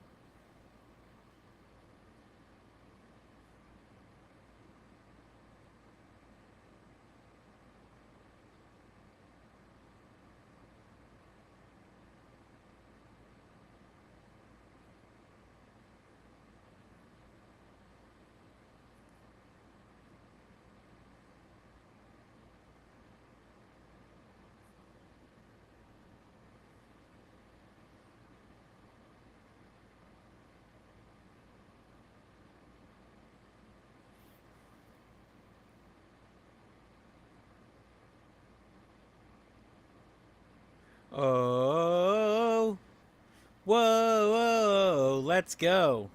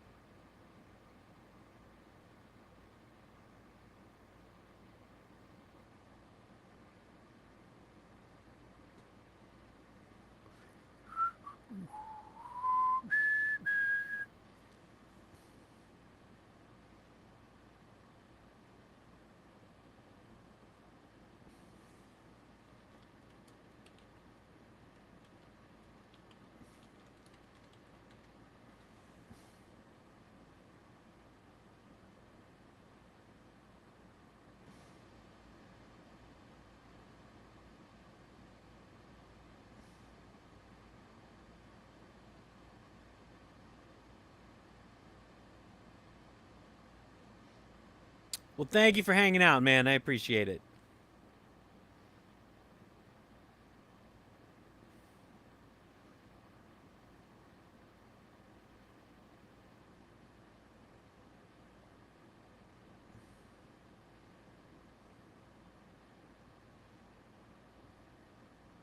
Uh, looking forward to Dominic and Sammy. I think it'll actually be a good match.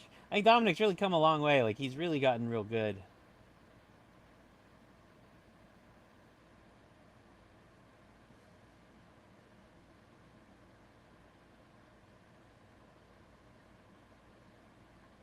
Catch you next time, Caleb. Thanks for hanging out, man.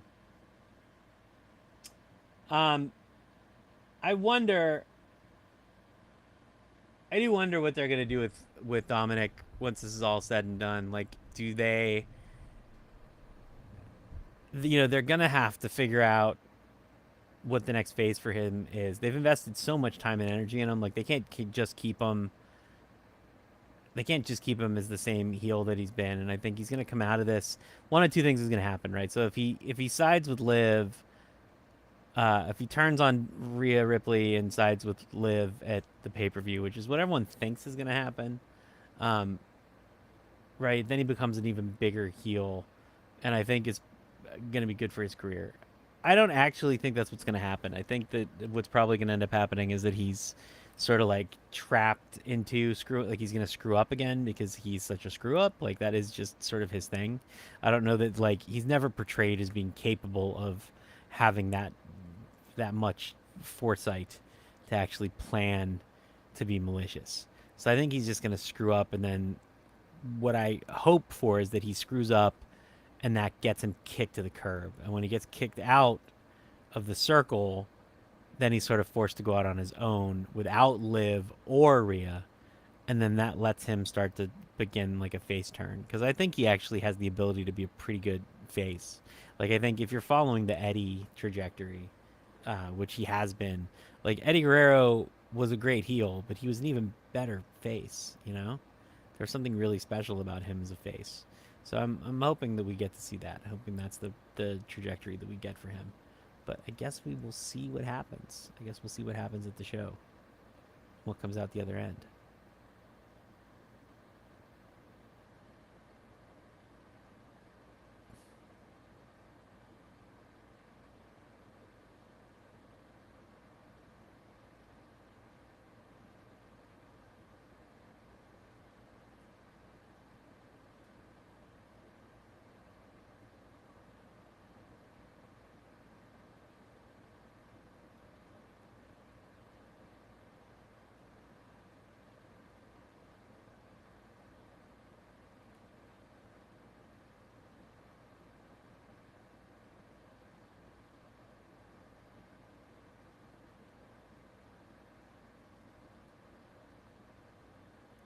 And we are back.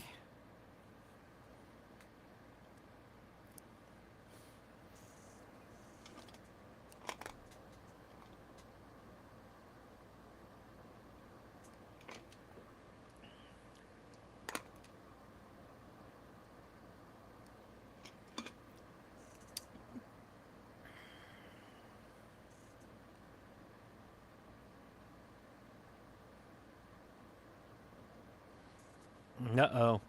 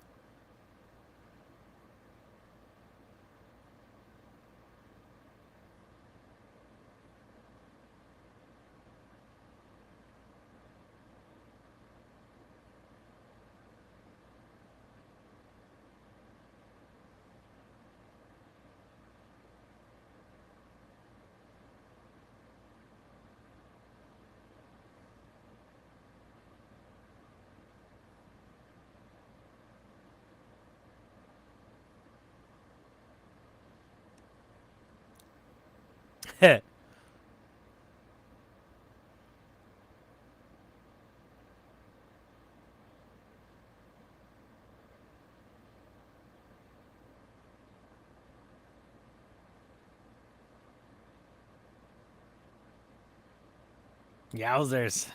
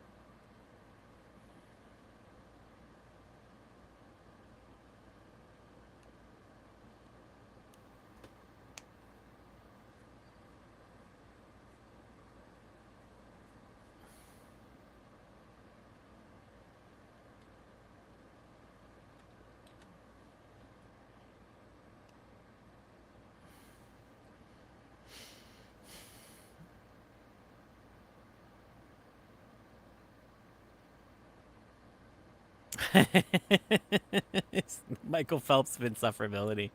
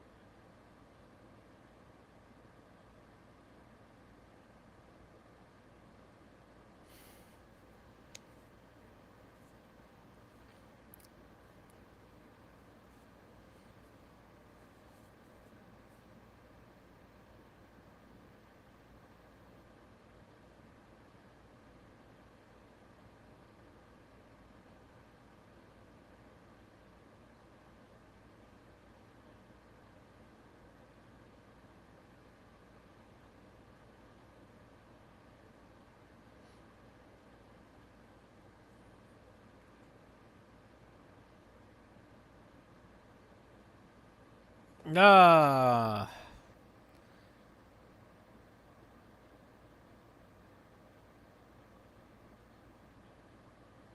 Oh, we're in the middle of a lot of commercials, guys. A lot of commercials.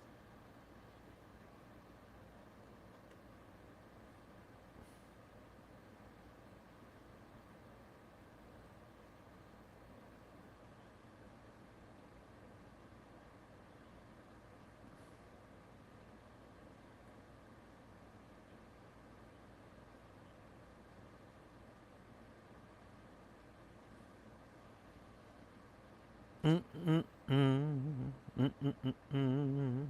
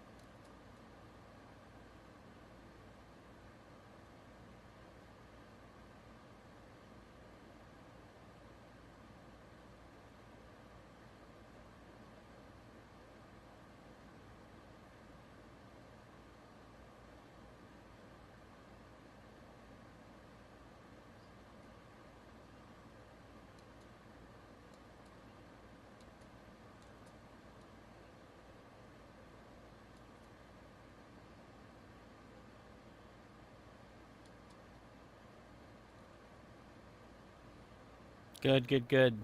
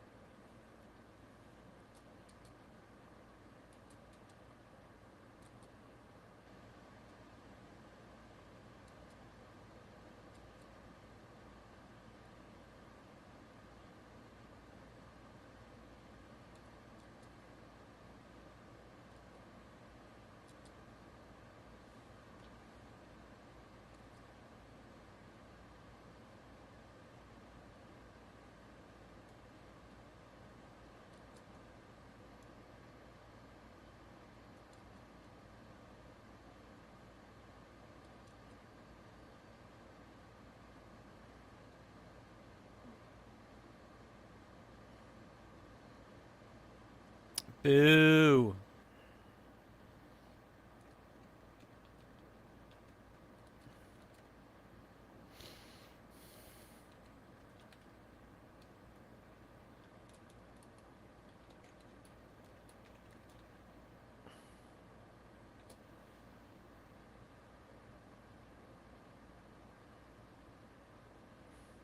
What is JD McDonough wearing?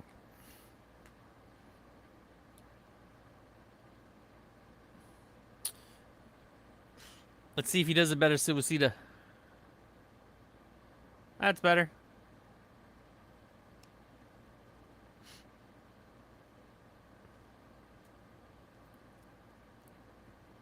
Excuse me.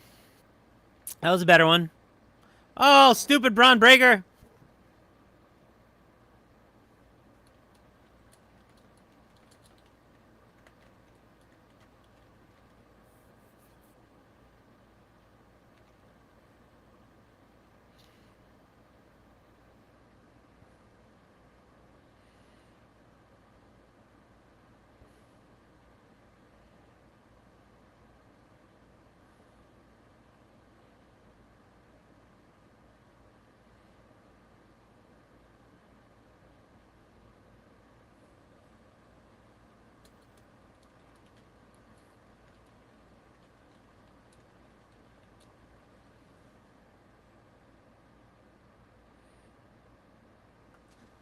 Good ending. Oh!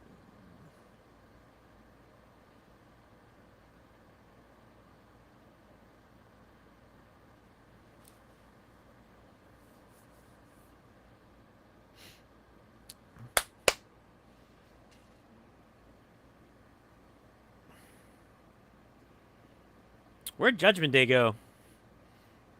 They all disappeared. Whoa. Oh. Oh. Oh. Oh. Oh.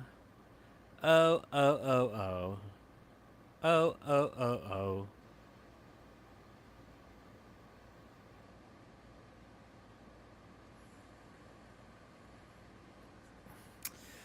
All right, guys, we are in the last hour. The last hour is always, for me, the hardest. Because number one, it's always exhausting.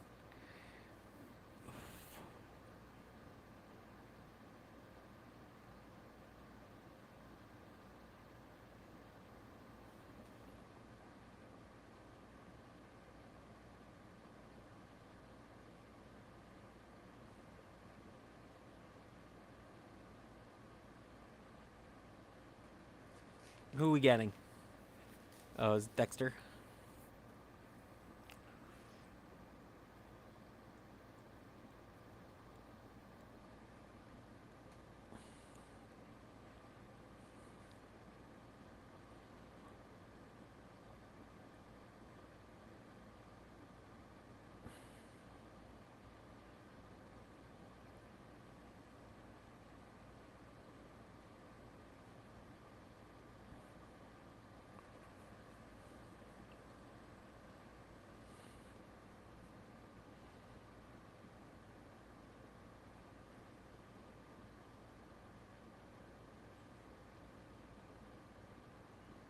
This is the second one.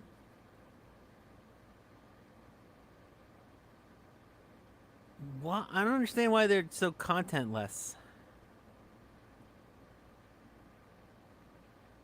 Come on.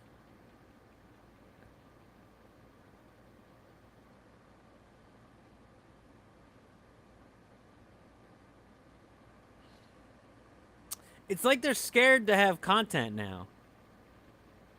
It's weird.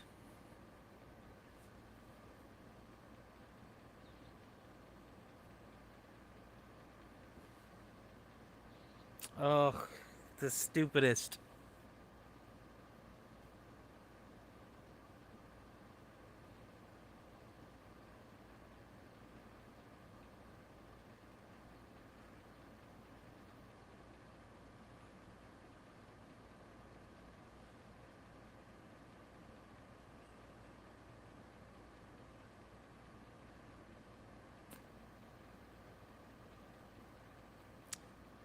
It's a weird choice not to do it in the pay-per-view. I guess we're not there yet.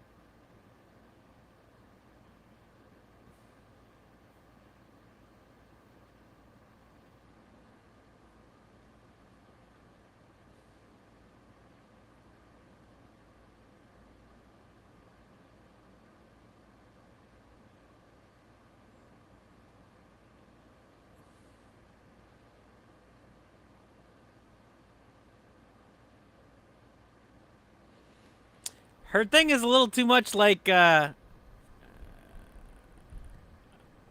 theme is a little too much like Jade Cargill's for my money.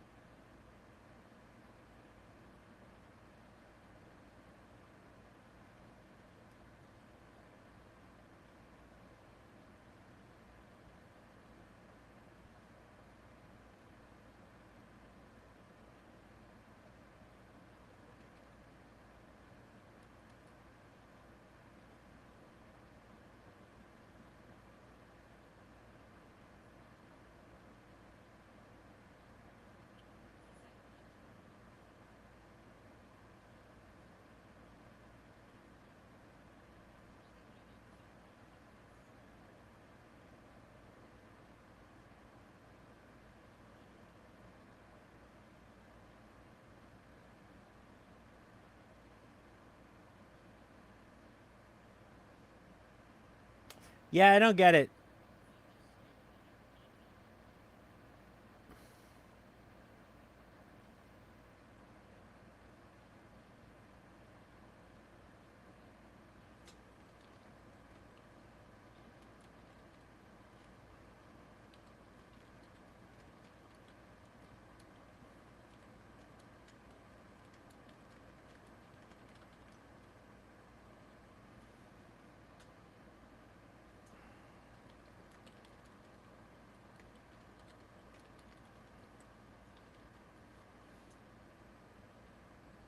Yeah, I don't get why they're like, what do they have against having content?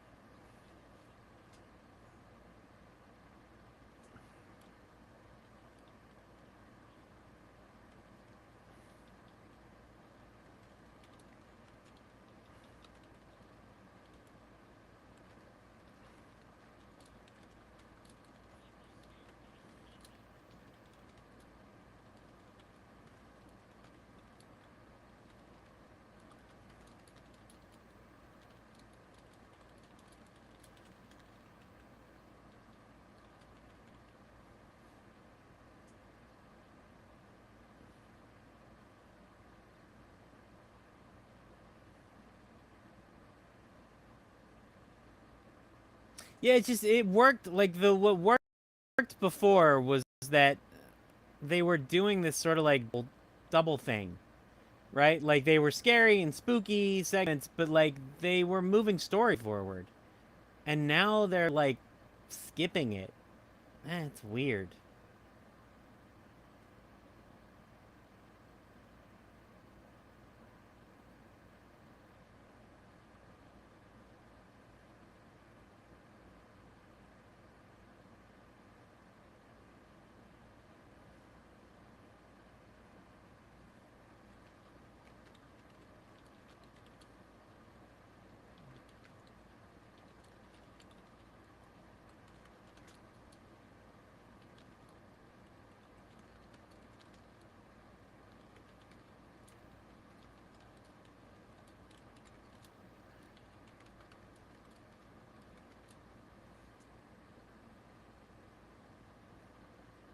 It's just weird how like poignant and moving the other ones were, and now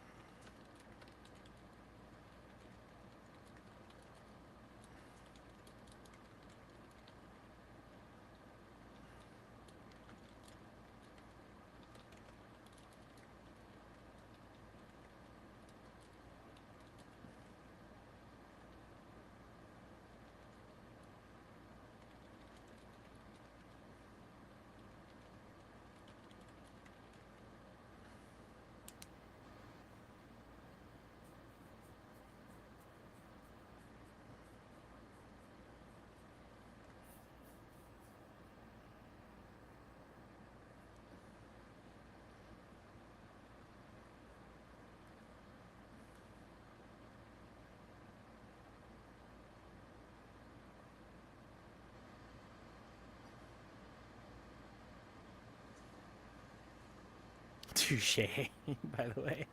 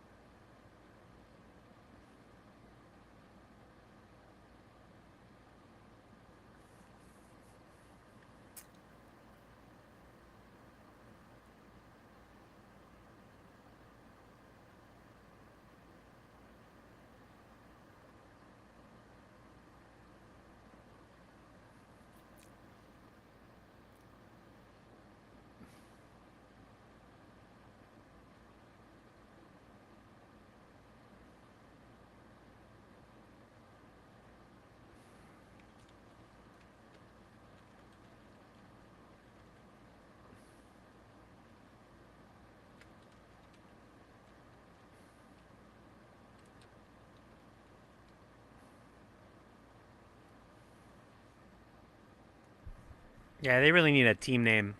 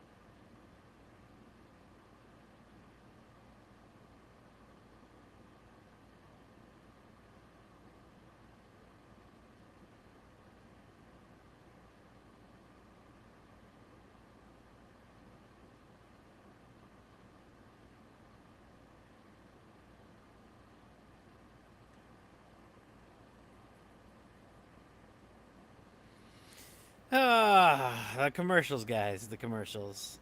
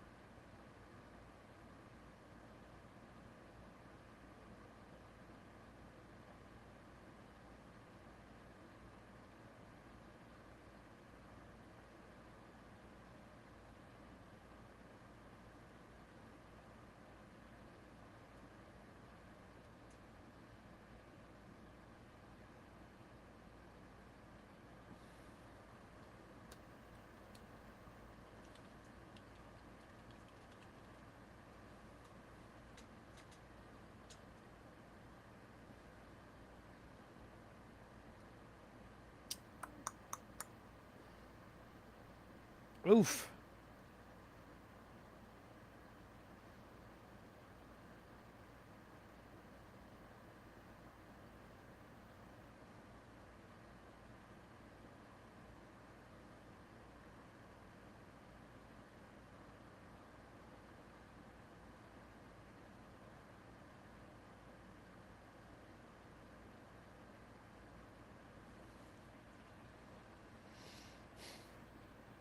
This is like a solid match. I mean, it's nice.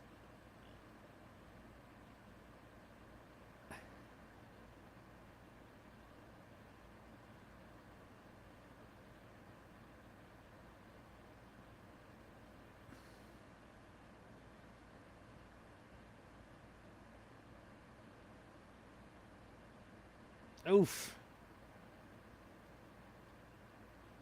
Yeesh.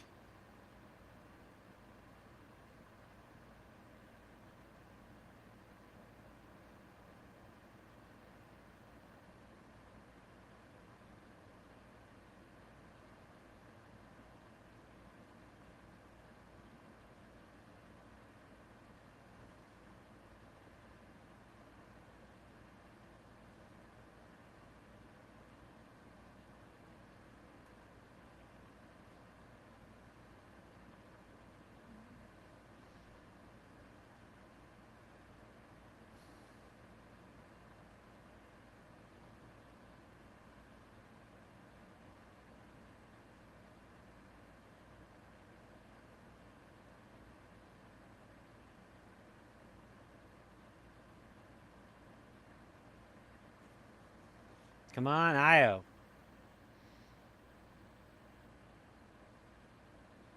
Oof. A little short.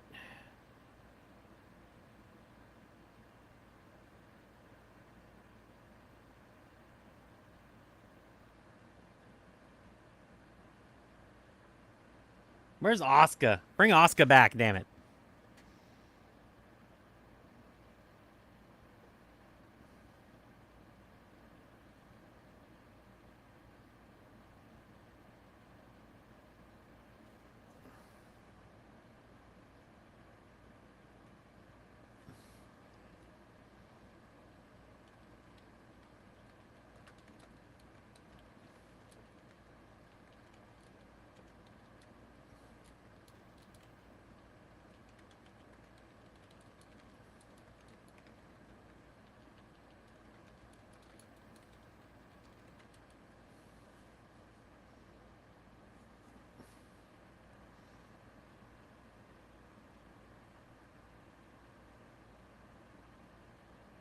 It's like a weird monologue.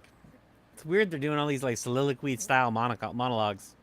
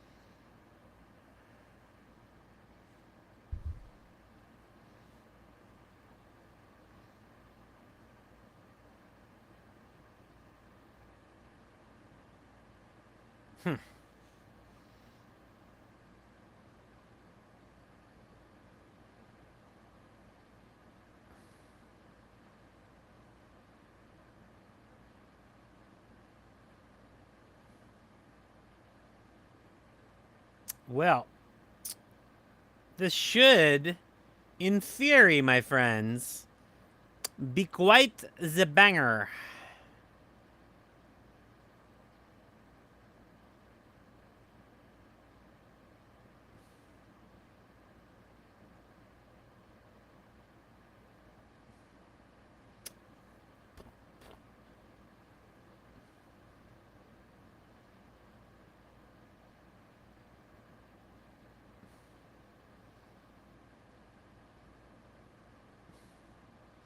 Not a Yada Island, guys.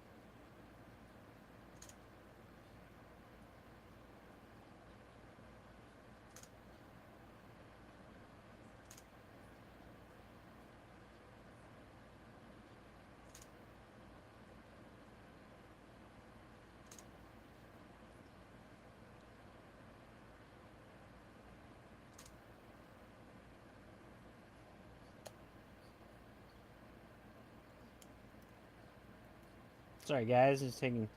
I had to take a couple pictures. Gotta take a couple pictures. I'm multitasking while we're in the commercial break. Just doing a little multitasking while we're in the commercial breaks. Oh, Christ.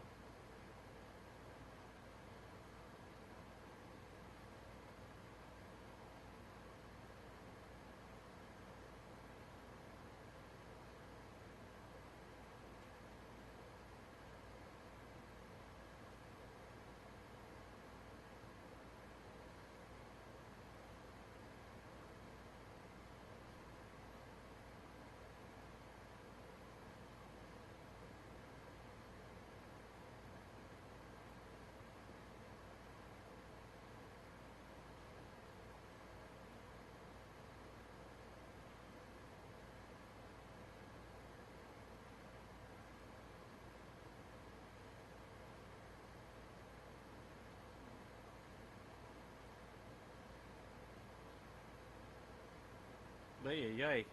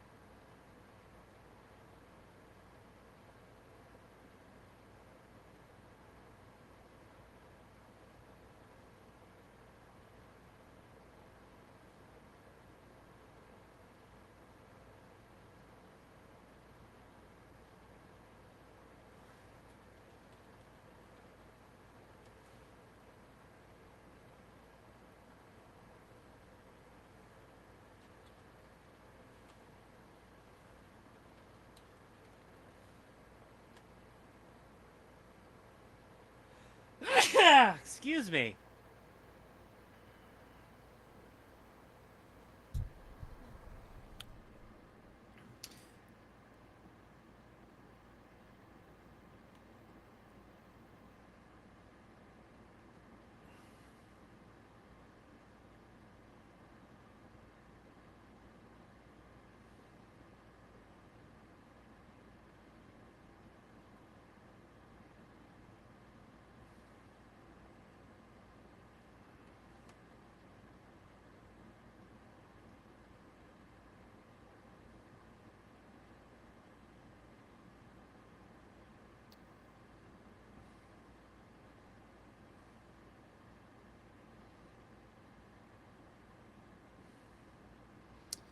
It does feel like this is the most kind of loaded uh, PLE they've had in a while.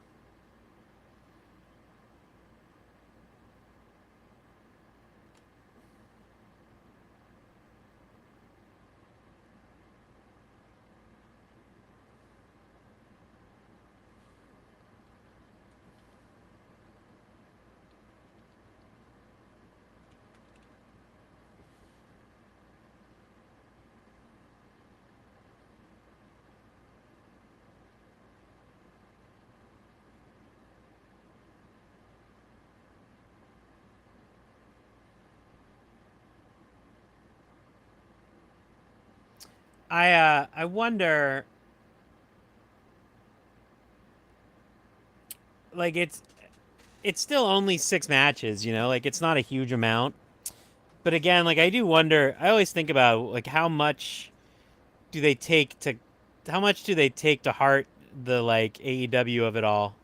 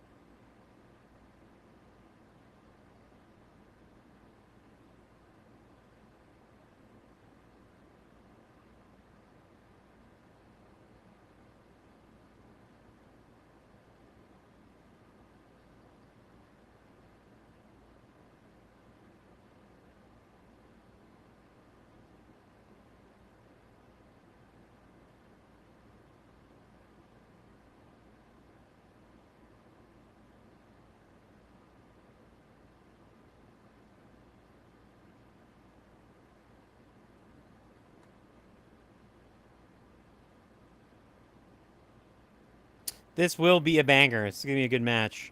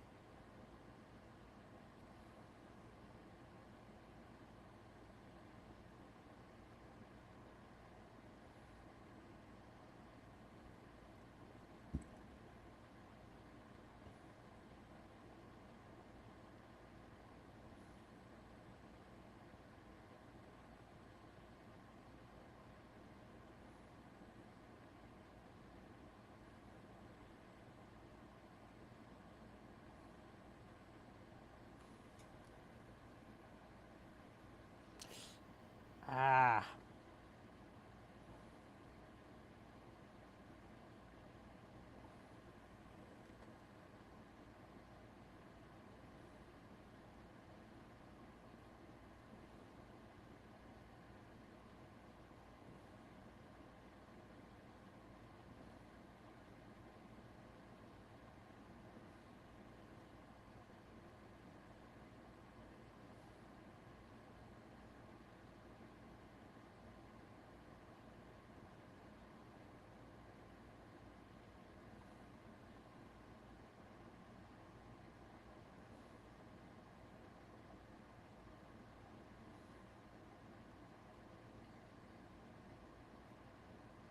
Really? That doesn't seem possible.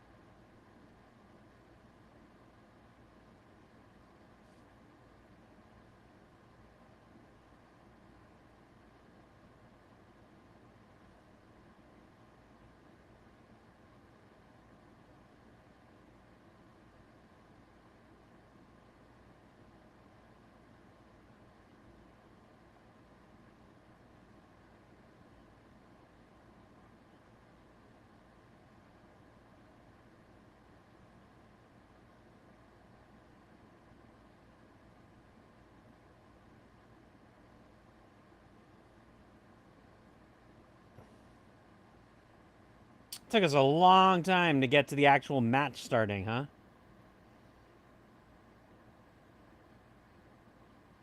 Loop up here, up in here.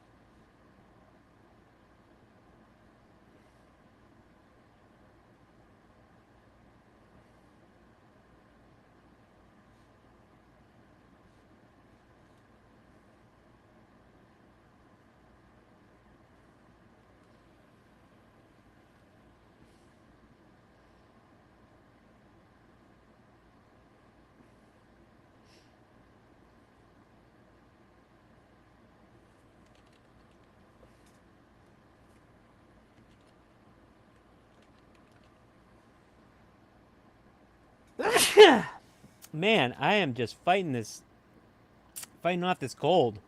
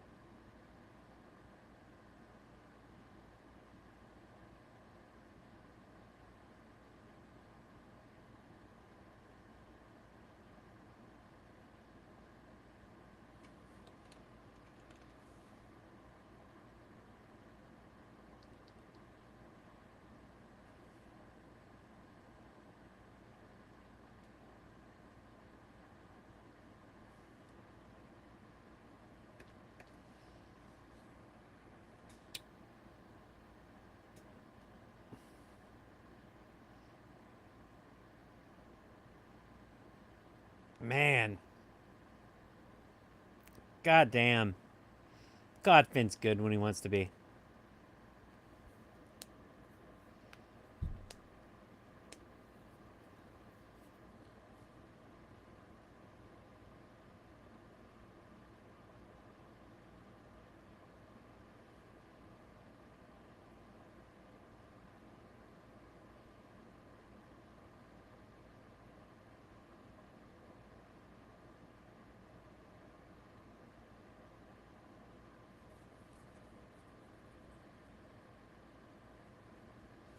God, he's so good. We never get to see this Finn Balor, though. It feels like it's been so long since we've gotten to see him. Excuse me.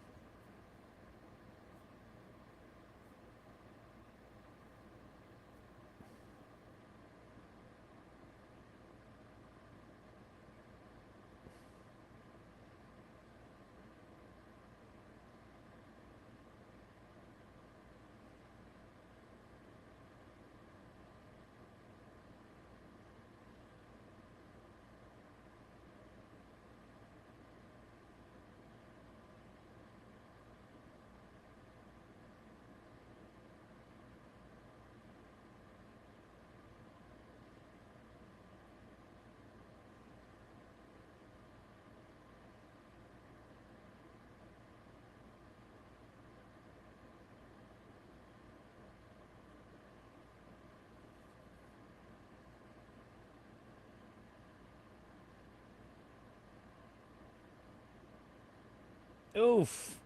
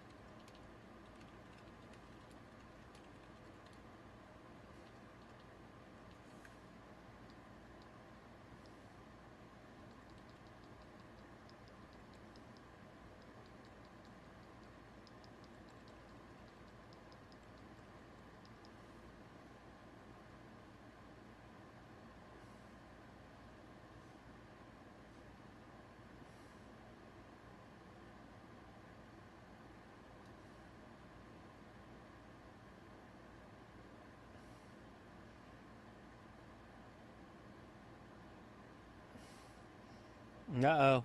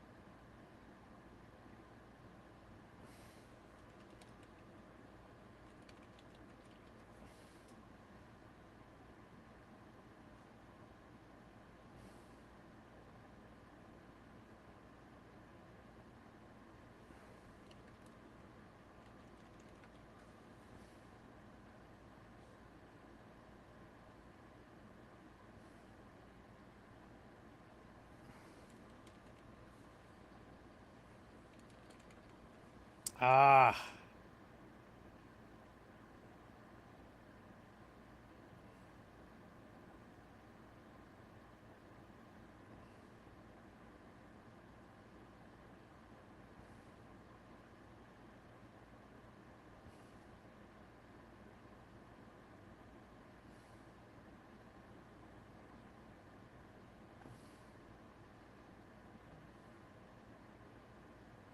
Yeesh. Yowzers.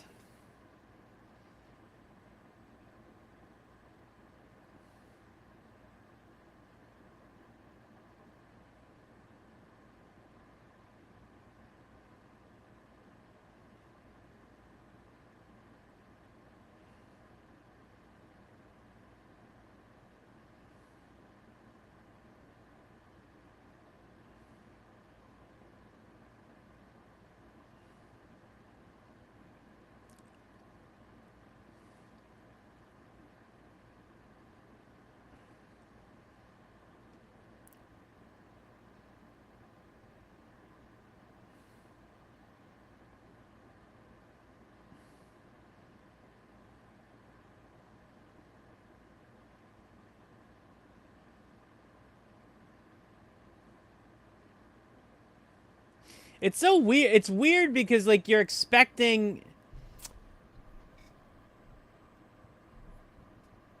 It's weird because he's defending Finn, and it's as though Finn is a face. Even though like Finn is a heel, Priest is sort of a face, but also a heel. Except compared, like there's all this like moral relativism going on. It's very complicated and very confusing. Oh, and there you go. And that was Raw. It was like I said, it was a little like the ending, as kind of usual. The ending got a little out of it, but otherwise, that was a really great episode. Really solid. I'm looking forward to seeing what happens later this week. So again, if you guys join me later this week on Wednesday, we're gonna be giving away free copies. I have signed editions uh, of the AEW comics that DC Comics made, signed by the actual wrestlers that the comics are about. So please come hang out with me for Dynamite later this week on Wednesday at 5 p.m. Pacific. And we're going to have all kinds of fun stuff. I got a video going up later tomorrow morning, first thing tomorrow morning. That is my predictions for SummerSlam. And I will have the podcast for tonight going up later on tonight. And that should do it for me. Thank you guys so much. And of course, as always, wrestling for